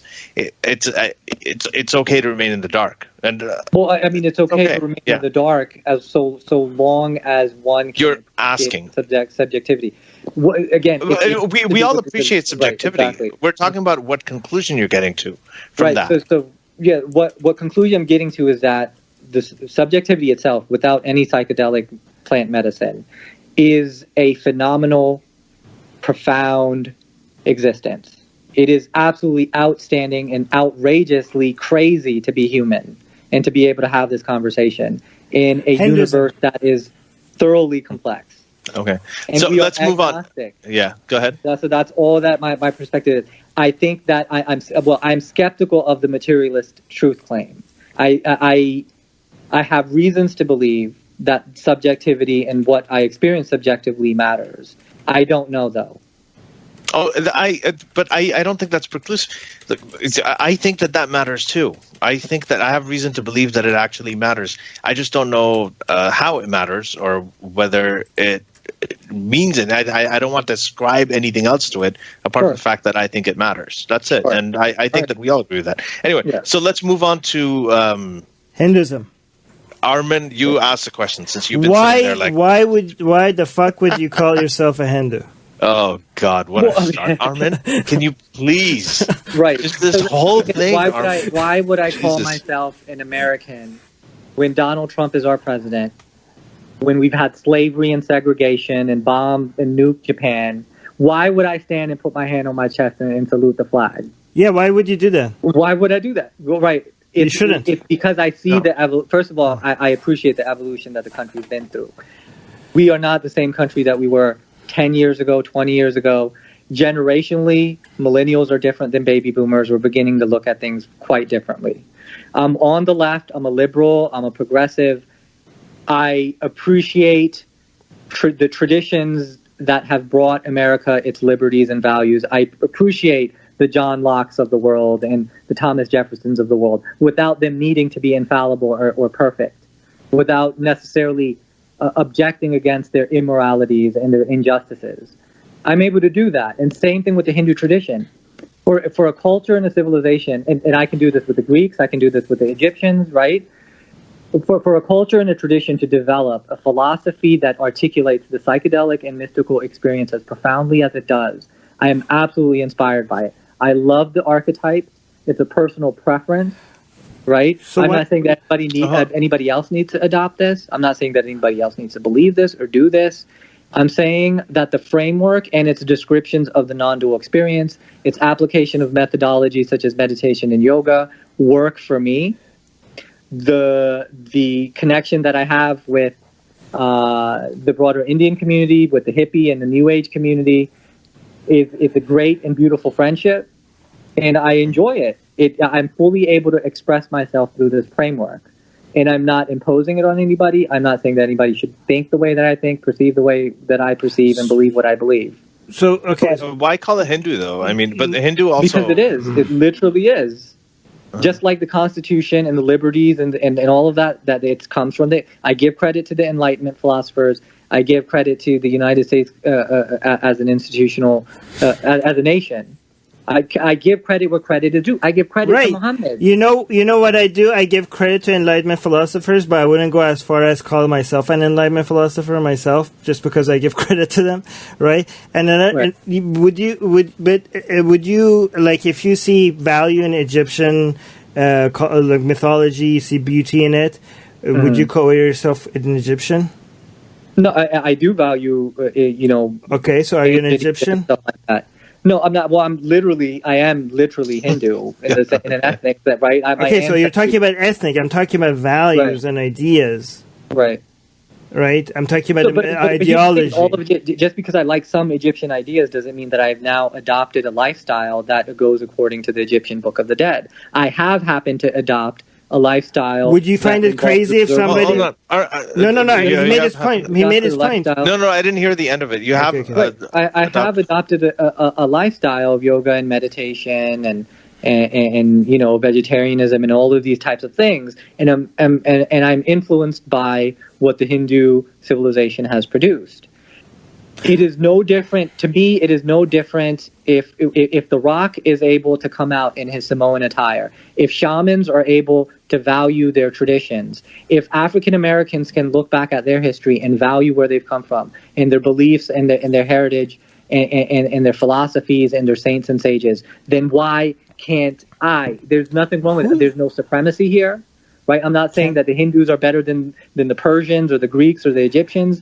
It's simply an appreciation of history and tradition and ancestry. I really don't understand when you say ask a question why you're doing something and people answer why can't I do it.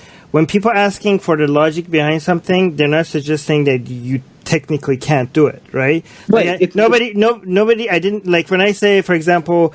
Why would you convert to Islam? And somebody says, why can't I convert to Islam? I didn't say you can't convert to Islam. I'm asking the logic, like nobody's suggesting that you can't.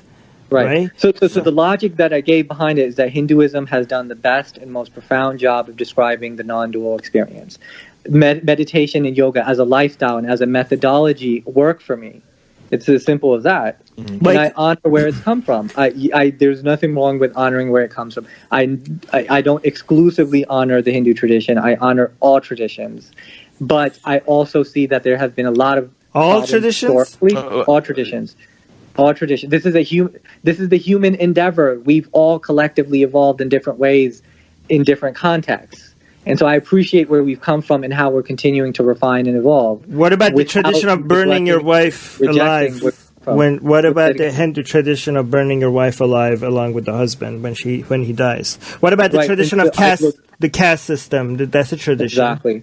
Right. I look at it no different than the Egyptians doing mummification. But you value it? The Aztecs doing human sacrifices, or the Christians believing in a human sacrifice. Yeah, it's all fucked up. These types of ideas and beliefs are expected of ancient and archaic civilizations. I don't throw the baby out with the bathwater. But the bathwater does need to be thrown out, for sure. No, you should kill the baby. But no, why would you? No, seriously. If the baby involves burning your wife or the caste system, fucking kill that baby. Don't. But time out. Who's trying to do that today, though? You say you value it. You keep switching. You keep switching between this is part of reality. I acknowledge that it exists, and then also, but you kind of sneak in value. If I don't value something, right, it doesn't mean that I'm denying that it was part of reality. I'm not denying that it didn't happen. It's contributions to human progress. You said you value all traditions, right? Do you value the caste system? No, that doesn't imply. That's like saying just because I appreciate. Where we come from as a country, the United States of America, then now I somehow value slavery and segregation. That's just... So you don't value all traditions. You don't value the tradition of slavery. You don't value the tradition of slavery. Right. No, I'm talking... Okay, so you're getting into individual traditions rather than a social... an entire social... Armin, let him speak. Okay. That involves a lot of nuances, a lot of practices, a lot of ideas, right? You can't just say American in like a broad brush sense. There are things that humanity has been refining and letting go little by little. Racism is one of them. We're not there yet. Misogyny is another one. We're not there yet. Nationalism is another one. I'm all for globalism. We're not there yet. We are refining and evolving, and we've got a long way to go.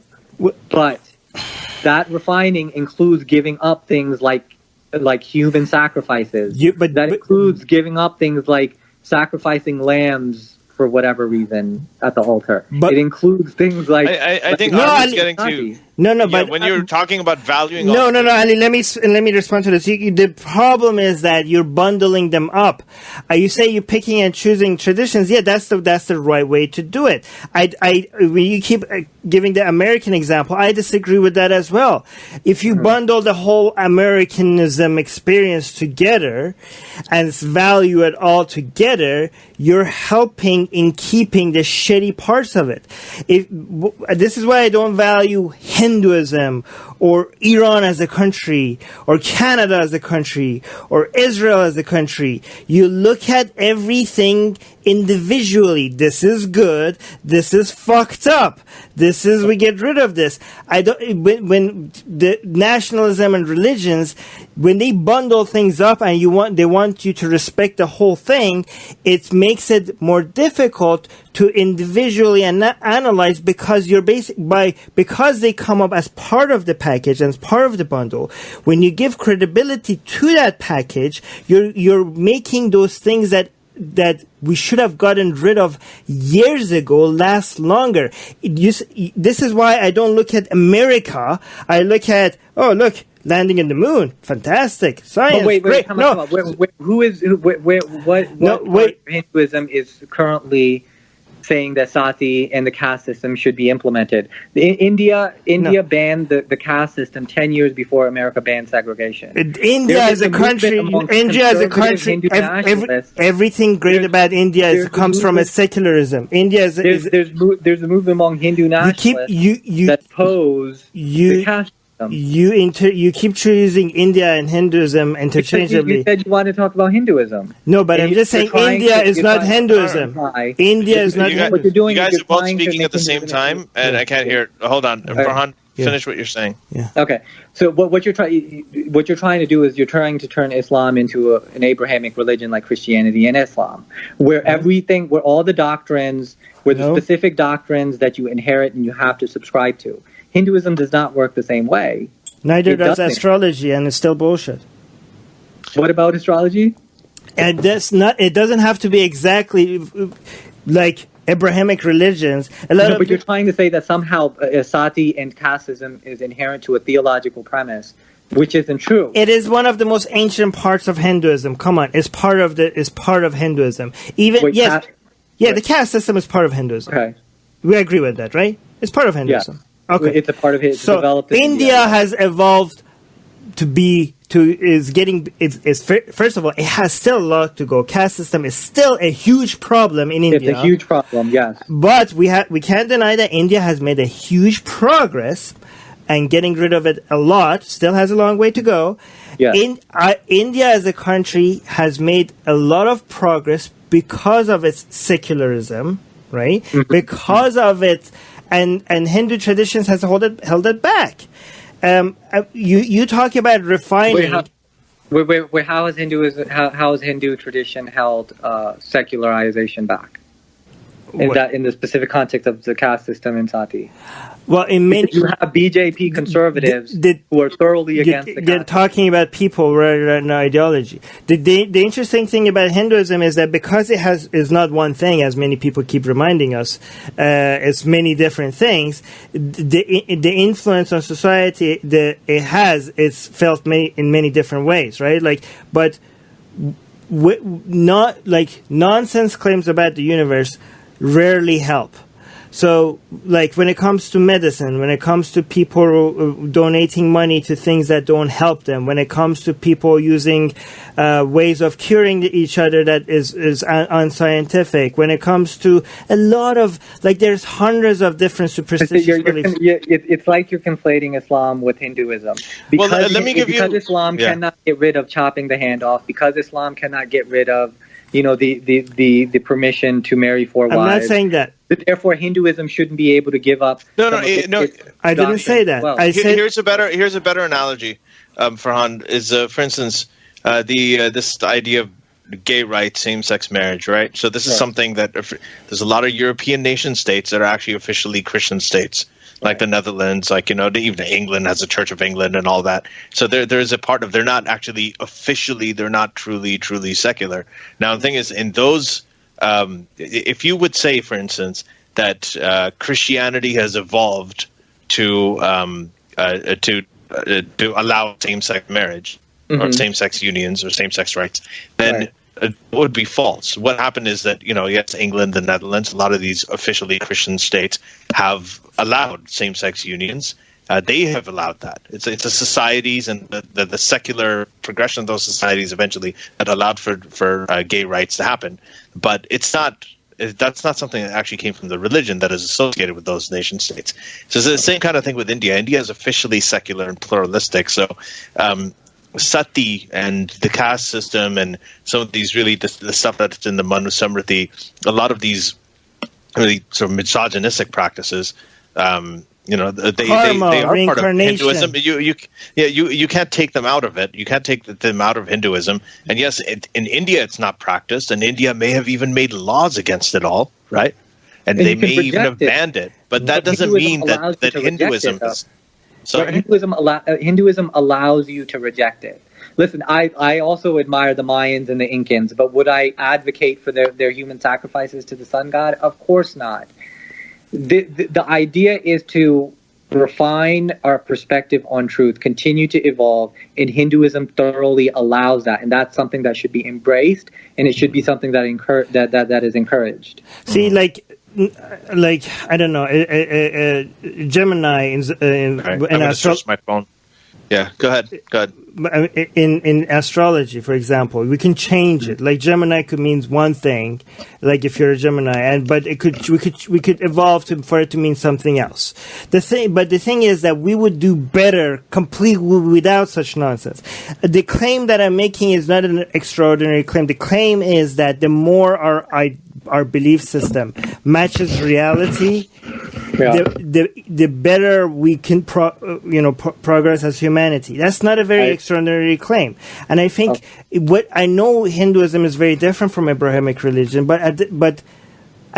so is astrology. Astrology is not very at all similar to Abrahamic religion. But at the end of the day, people that believe in these things have a very their map of reality is very different from what reality actually is, and it can't be helpful.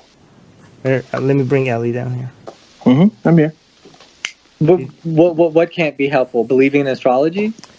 Believing in nonsense. Believing in claims without evidence. Believing in gods. Believing in reincarnation. Believing in karma. Believing in anything that without having a view of reality that is completely off. So I think that certain truth claims regarding these things can be and should be challenged. I think that there can be an openness to mysticism, though, towards the possibility that if everything is interconnected, that there might be something more to what's going on. I certainly would not make any truth claims regarding astrology. I'm very open to reincarnation as a possibility. Oh my God! So that's a problem I have with Hinduism, then.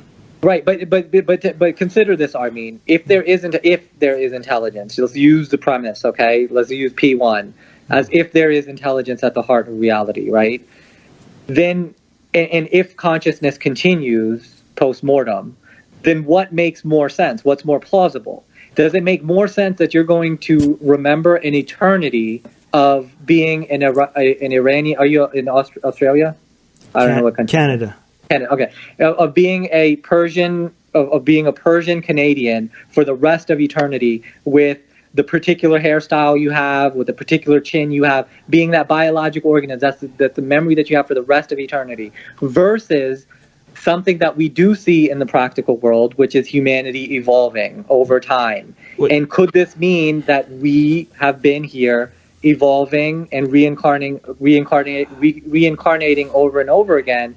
That is much more plausible than thinking that you have one life and that's all you remember. You're reinforcing what the problem I have with Hinduism, because this to me, that's not all nonsense. I mean, my problem with this, with the premise to begin with, and the fact is, I think Hinduism encourages views like that, and that's a disease, I think.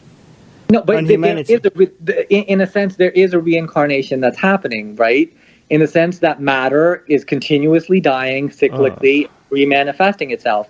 Human beings are evolving It's interesting when from a certain set of genetic makeup to an additional set of genetic makeup. It's interesting. Hindu apologists always tell me that I'm looking at Hinduism as if it's an Abrahamic religion, but a lot of the arguments that they make for Hinduism sounds a lot like the same apologetics that Muslims and Christians make for them. Yeah. Because I hear exactly the same arguments for defending Adam and Eve, or the splitting of the moon, or the devil falling from heaven. Different thing evolution is happening. No. We were told in school about Adam and Eve, how Adam and Eve is really about evolution. I mean, I came up with such bullshit myself like that when it comes to Islam. But Farhan. So what happened is that with evolution in the Quran, there's a statement that says that God made human beings out of the water. Mm-hmm. Okay, so we used to talk about how that's reality, because whether you look at body composition, 60% of women are water, of females, and 70% of the male body is made out of, it's literally H2O. You can look at it as, we all came out of the water, have evolved out of the water, as fish, amphibians, and so on.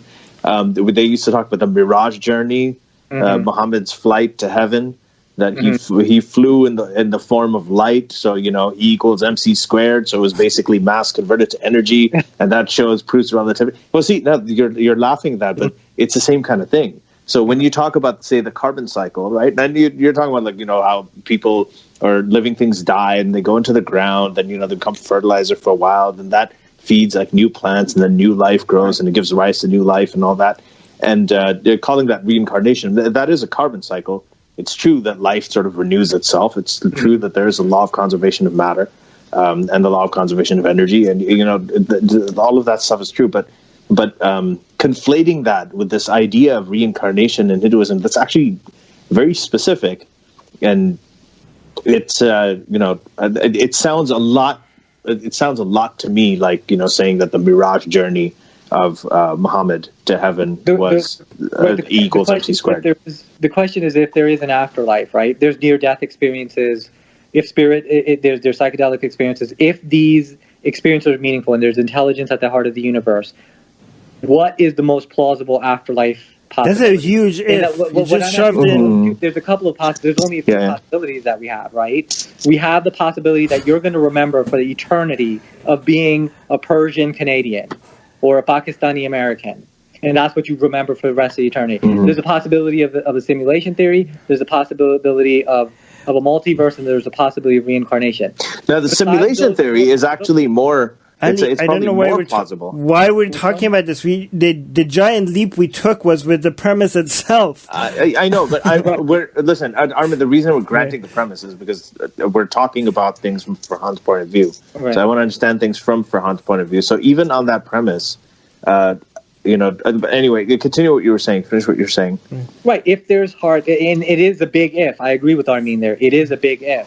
But if it is true, then and there is post-mortem consciousness, and there's something to near-death experiences and out-of-body experiences and things of this nature, then what is the most plausible scenario? I mean, we're speculating. Well, but the problem is that the foundational isn't plausible. When you enter Magic Land, anything you can make up anything now. No, but reincarnation makes more sense than the other possibilities. No, but everything makes the same amount of sense when you enter that world of if the foundational if that you establish, right? The foundational if that you establish is actually not plausible, okay, or not very plausible, then anything that's built on top of it. Is that for instance, again, to go back to the Star Wars and the Harry Potter example Armin was giving.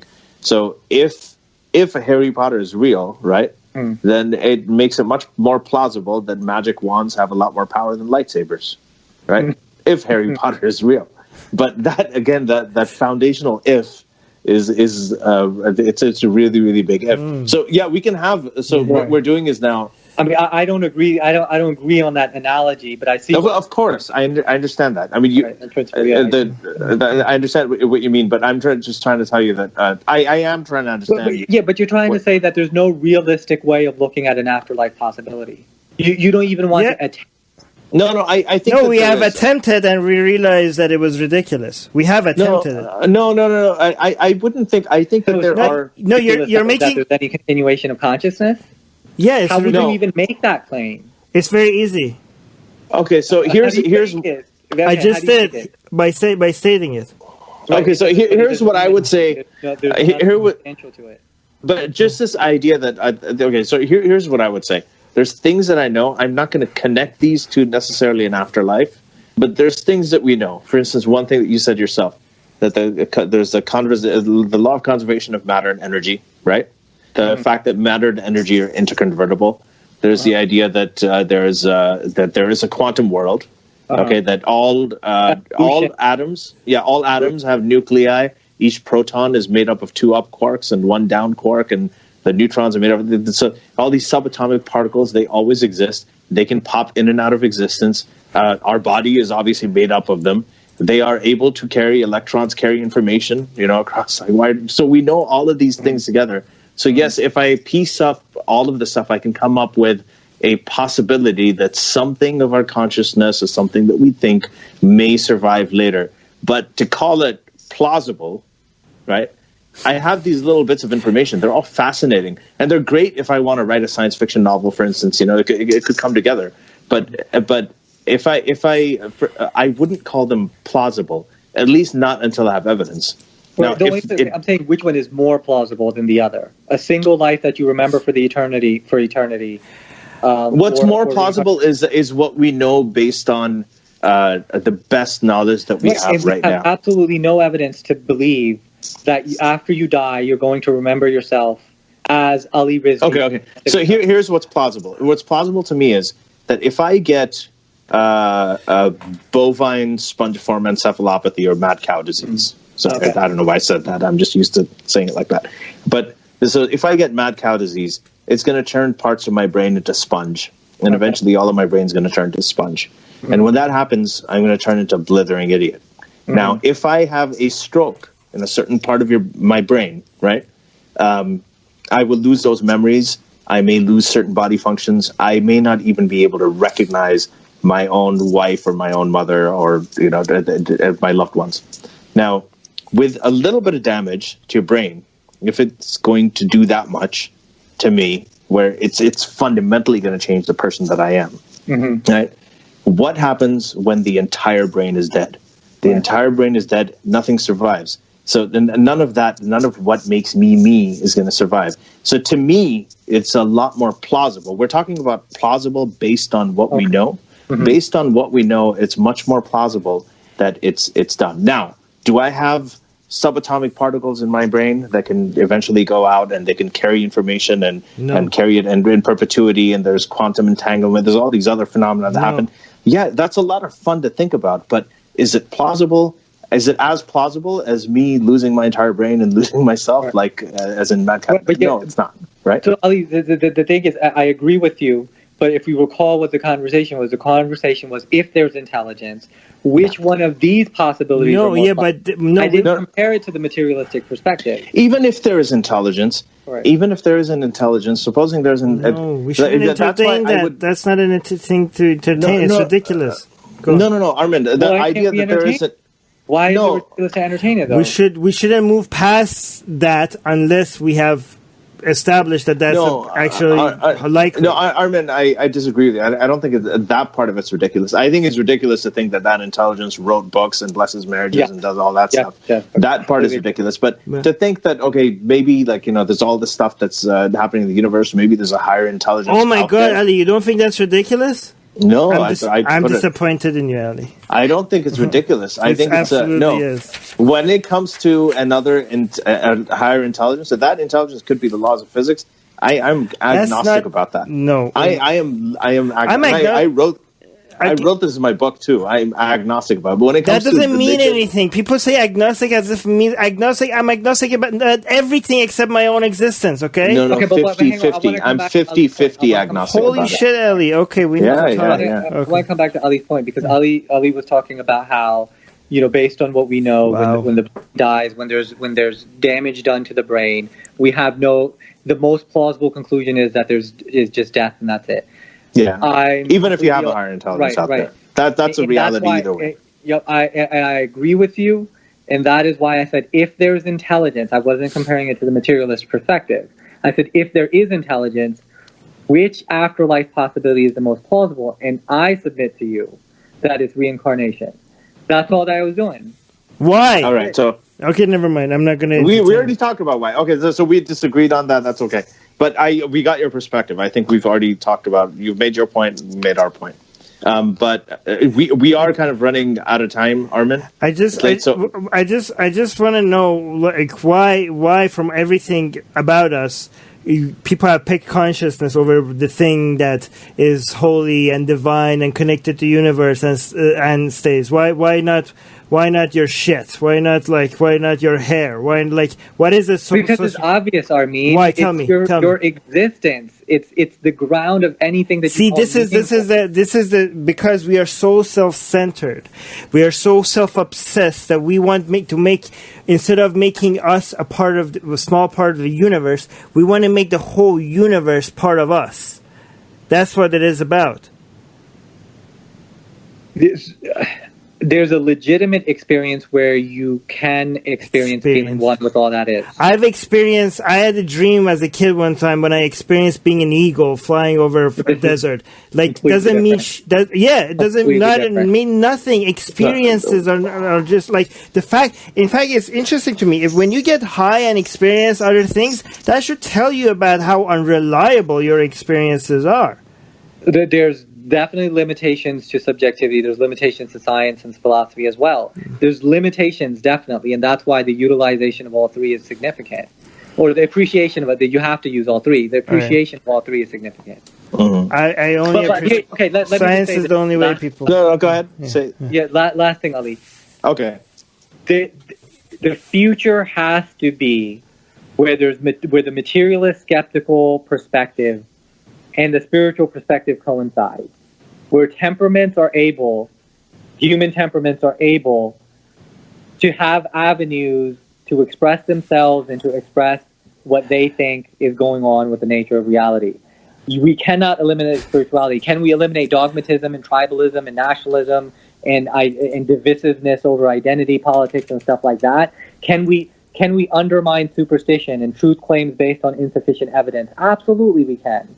But that does not take away spirituality and the possibility that there's divinity and intelligence or higher reality. I think that's a question that we should continue to explore. If we do it right, it does. If we do it right, it does. Yeah. I would actually largely agree with that. The only parts I wouldn't agree with, like, I wouldn't necessarily call it spirituality. I'd call it maybe, I don't really have a word for it, something transcendental that all of us experience, but is intangible. Huh? Dawkins and Harris don't have any problems calling it spirituality. Neil deGrasse. Yeah, but what you call spirituality is different from what I or them call spirituality. So okay, different people mean different things. But we get fine, but that's okay. I don't perfectly. I don't necessarily. I wish there was a better term, but I would call it something sort of like transcendentalism. The other thing is, the spirituality that these people use is completely materialistic. Yeah. But the other thing that I would disagree with you, the only other thing I'd take out of there would be divinity. That's where we disagree. Otherwise, I completely agree. I think that there is subjective experience. I do think it matters. I don't think that we can drive any conclusions from it. I don't think that experience necessarily. I think experience can be largely an illusion. A lot of times it is. And there's no way we can, if it's not testable, there's nothing we can do about it. And we just have to go by what we know, the best of our knowledge. Our subjective experiences are important because everything we feel and taste and enjoy is our subjective experiences. But it's not the tool that's our subjective. Altering our subjective experiences in a pleasant way is the goal. The tool is not a good tool because our perceptions. It's a very flawed way of perceiving reality. And that's why we have science. Because through time, and not through tradition, through trial and error, we have to find out the best way to figure out to map reality in the most effective way. So we use when I say science is the only way to figure out what reality is, it's not a dismissal of subjectivity, because we are trying to understand reality so we could alter our subjective experiences in a way that we're all experiencing joy and happiness. And at the end of the day, the whole point of all our goals is based on our subjective experiences. Nobody is dismissing the importance of that. Anyways. Yeah. Okay. Appreciate that. I appreciate that. Yeah, and I partially agree with that too. I don't think it's a tool to arrive at objective truths, but I do think it's subjective experiences can be a tool to broaden the way that you think, to open up. Absolutely. I completely agree with that. I think that it can be subjective experiences really matter and can really help when it comes to those things, to question, to broaden the scope with which you can question and inquire. Yeah. Consciousness is primary. It's primary. There's no science or philosophy without consciousness. Yeah. It doesn't happen. Okay, now we're going into places we disagree. I wanted to end on something where we agree. No. But no, even though Ali, disagreement is necessary. Dude, if we all thought the same, we would be like robots. Thinking and doing everything that everybody else is doing. Yeah, disagreements are fun. We did agree. I agree with you on that. I agree with you. There we go. Now we all agree. But you did get a lot of that in this podcast. Farhan, I know there are two of us and there's one of you. No, but what about Patreon questions? We are getting to that. I know. I was going to say. So I want to thank you for being a good sport and for taking this on. I mean, I think the fact that you are sitting there and you're able to like have these conversations and disagree, and we come from such different foundations. I think it's really good, and I wish a lot more people were like you. But Armin, can you read out the Patreon questions? No. I'm on my phone now. Oh, I'm on my phone. Really, guys? I'm gonna miss them. This is Ali's job usually. Can you guys? We already mentioned some of them. There aren't a whole lot. No. Moose Gal asked some very good questions that she didn't tag us properly, so it's not orange for me, so I can't find it right now. Moose, you need to put the @ symbol behind the tag, and then you need to put the secular jihadist as one word, not space. You ask very good questions that I can't find anymore, Moose. You have, where is it? Sorry, I'll see. My laptop's still at 3%, so hopefully I can find something. Okay. Where is that? Where is that question, Moose? Yeah, someone said I agree with Ali. That's great. Yeah, it's always a good thing. Then Razib said, "Shut up, Ali," which is also a good thing. Mike said that's bullshit. The best way to get knowledge is to first eliminate subjectivity. That's what Mike was saying a couple of times. If he already asked that. Moose, you have to ask your question again. I know you really wanted us to ask your question. You have to type it again. Sorry, because it's so much chat here and I can't find it. Moose Gal. Yeah. Oh. So, Moose is asking, one of the questions she's asking, I'm going to 3% on my laptop, is do we need to follow a religion to have morals? Of course not. No, definitely not. Oh, that she also asked, I remember her question. Do you think if we get rid of all of religion, the world would be a better place or not? The whole John Lennon thing. I think that religions, the way that we have them, are going to go away completely. Mm-hmm. I do think that the spirituality that human beings have will revere the past and the archetypes, symbols, and methods that they've developed. Yeah. Okay. Okay, no, but like, for example, if we woke up tomorrow and all Muslims said they don't believe in Islam anymore, and all Hindus said they don't believe in Hinduism anymore, and all Christians and all the Jews and everybody said they don't believe in that anymore, do you think... Yeah, that's perfectly fine. It's not about dogmatism. It's about spiritual... It's whether humanity continues to value subjective, spiritual... What if they don't? Like, if we woke up tomorrow and everybody was like, just science only, that's the only way, do you think that would be reptilian robots. That's what we would be. Oh my God. No. There's no meaning. There's no emotion. It's pure logic. When there's two hemispheres of the brain. We use logic so that we could be happy. There's two hemispheres of the brain. You can't just use logic, mathematics. You have to appreciate the abstract, the spiritual, the feminine. No, okay. Razib wants to know what your Y chromosomal haplogroup is. Do you know? Have you ever done 23andMe? Because you said you had Hindu ancestry. Right. I did the ancestry DNA test.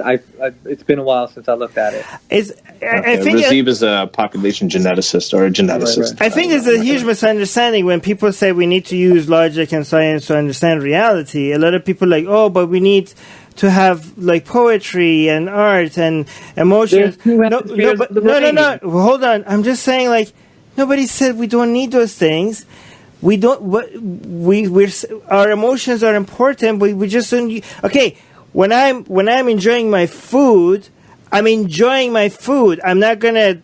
But when I'm trying to figure out what's the best and most effective way to get this food out of the ground, I'm not going to use my feelings. But once we use the logic and science, we use logic and science to get the food off the ground, now that I'm starting to enjoy it, now is the time to sit down and enjoy it. No, just Agreed. because. So it's both hemispheres. It's not just the rational. Exactly, hemisphere. but when it comes to finding the most effective ways of doing anything, we use logic and science. And then when it's time to now enjoy the fruits of our labor, is to that's a different thing for a different purpose. So it's the utilization and appreciation of both hemispheres of the brain. I mean, if we didn't enjoy our world, we wouldn't even be doing science, because the whole point of science is to figure out how to live better lives. Right. So it's spirituality and rationality. It's both. Yeah, but my problem is when one of them gets into the realm of the other. When you try to use your emotions to find out what's real.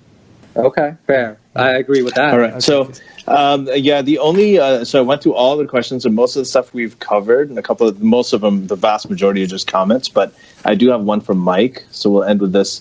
He said 99% of all created traditions are gone. Does it mean that there's anything good about the idea of tradition, or the opposite?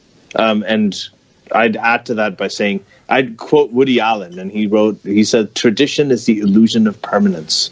Right? Because this is the idea. We all want everything to stay the same. And tradition gives us that illusion that everything's staying the same, when that's just not how reality works. So it kind of contradicts the whole idea of evolution and change and everything moving forward and progressing, as you said. Right, I agree. But here's the thing. That's why I thoroughly embrace postmodernism, which says exactly what you just said. There is an evolution. Change is necessary. Growth is happening. This is something that Hinduism thoroughly embraces. Mystical traditions should generally embrace change and evolution. It depends on what you do with traditionalism. If you're valuing where we've come from and the knowledge that the past has developed, and you're taking the good and letting go of that which is destructive and no longer is obsolete, then that's fine. I'm not a pure traditionalist, and I don't think anybody should be a pure traditionalist. Those are the pure traditionalists. Do not want change. They do not want evolution. They want to keep everything the same. And that's not the way forward, for sure. Belief in leprechauns also allows change. Belief in leprechauns also doesn't have a problem with atheism, and allows people to believe in different things and evolve and change. Here's the thing. I mean, if you smoke some DMT, I'll tell you what, you're going to see all sorts of leprechauns and exactly, and it doesn't make leprechauns any more real. I dare you to say that after. I need you. Do you ever come up to Toronto, Farhan? That's actually a very good example. It's been a minute, but I'm going to come back to Canada. Okay, so here's what we got to do. You got to come up here, all right? And then I want to know about your experience. I want to know what it's like. So you and me and Samir are going to get together. Oh, for sure, bro. Samir and I will get babysitters during that time. And we're just going to go out somewhere. Ali, if you come back and say that there's consciousness behind the universe, I'm going to. I dare you. I may come back. Ali, if you go, I'll come back and I'll tell Armin. I'm like, Armin, it was really fucking persuasive. I can't do this podcast anymore. Our patrons, dear patrons, if you guys, if you are interested in being a co-host on Secular Jihadists, if we lose Ali to Wu. There's a position open.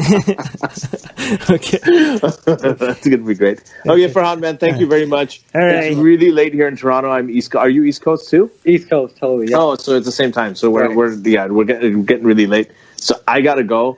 It's been very vibrant. It was thoroughly enjoyable. This is going to be a lot of fun to listen to on audio. Armin, I'm sorry if I was hard on you.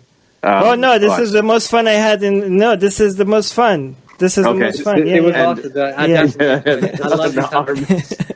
Okay, so this was I'd love to definitely come up to Toronto. We should all hang out together. And also, if you come to Vancouver, let me know. Let's hang out. For sure, bro. For sure. Absolutely, man. Anytime. Love and appreciate both of you. Keep doing what you're doing. And like I said, I love the fact that there's skeptics who are ex-Muslim, atheists that are ex-Muslim, challenging the ridiculousness of traditional religions and superstitions. So go for it. I think that it's awesome. Thank you. Amen to that. That's great. And thank you, Mike and Moose. Mike is saying, I love such conversations. And Razib, Moose, we can't read any more questions. But thank you guys. Who else was in the live chat? Everybody else that left as well. Love you guys. And The secular jihadists have been made possible thanks to the Illuminati and the covert support of Israel and the CIA. That's what we have been told, but we haven't received our checks yet. If you like what we do, please support us. Share the podcast with your friends. Write and tweet us with topic and guest suggestions. Or head over to secularjihadist.com and give $1 or more for exclusive access to live video. Have your questions read and answered on the air, and more. Till next time, may the flying spaghetti monster be with you.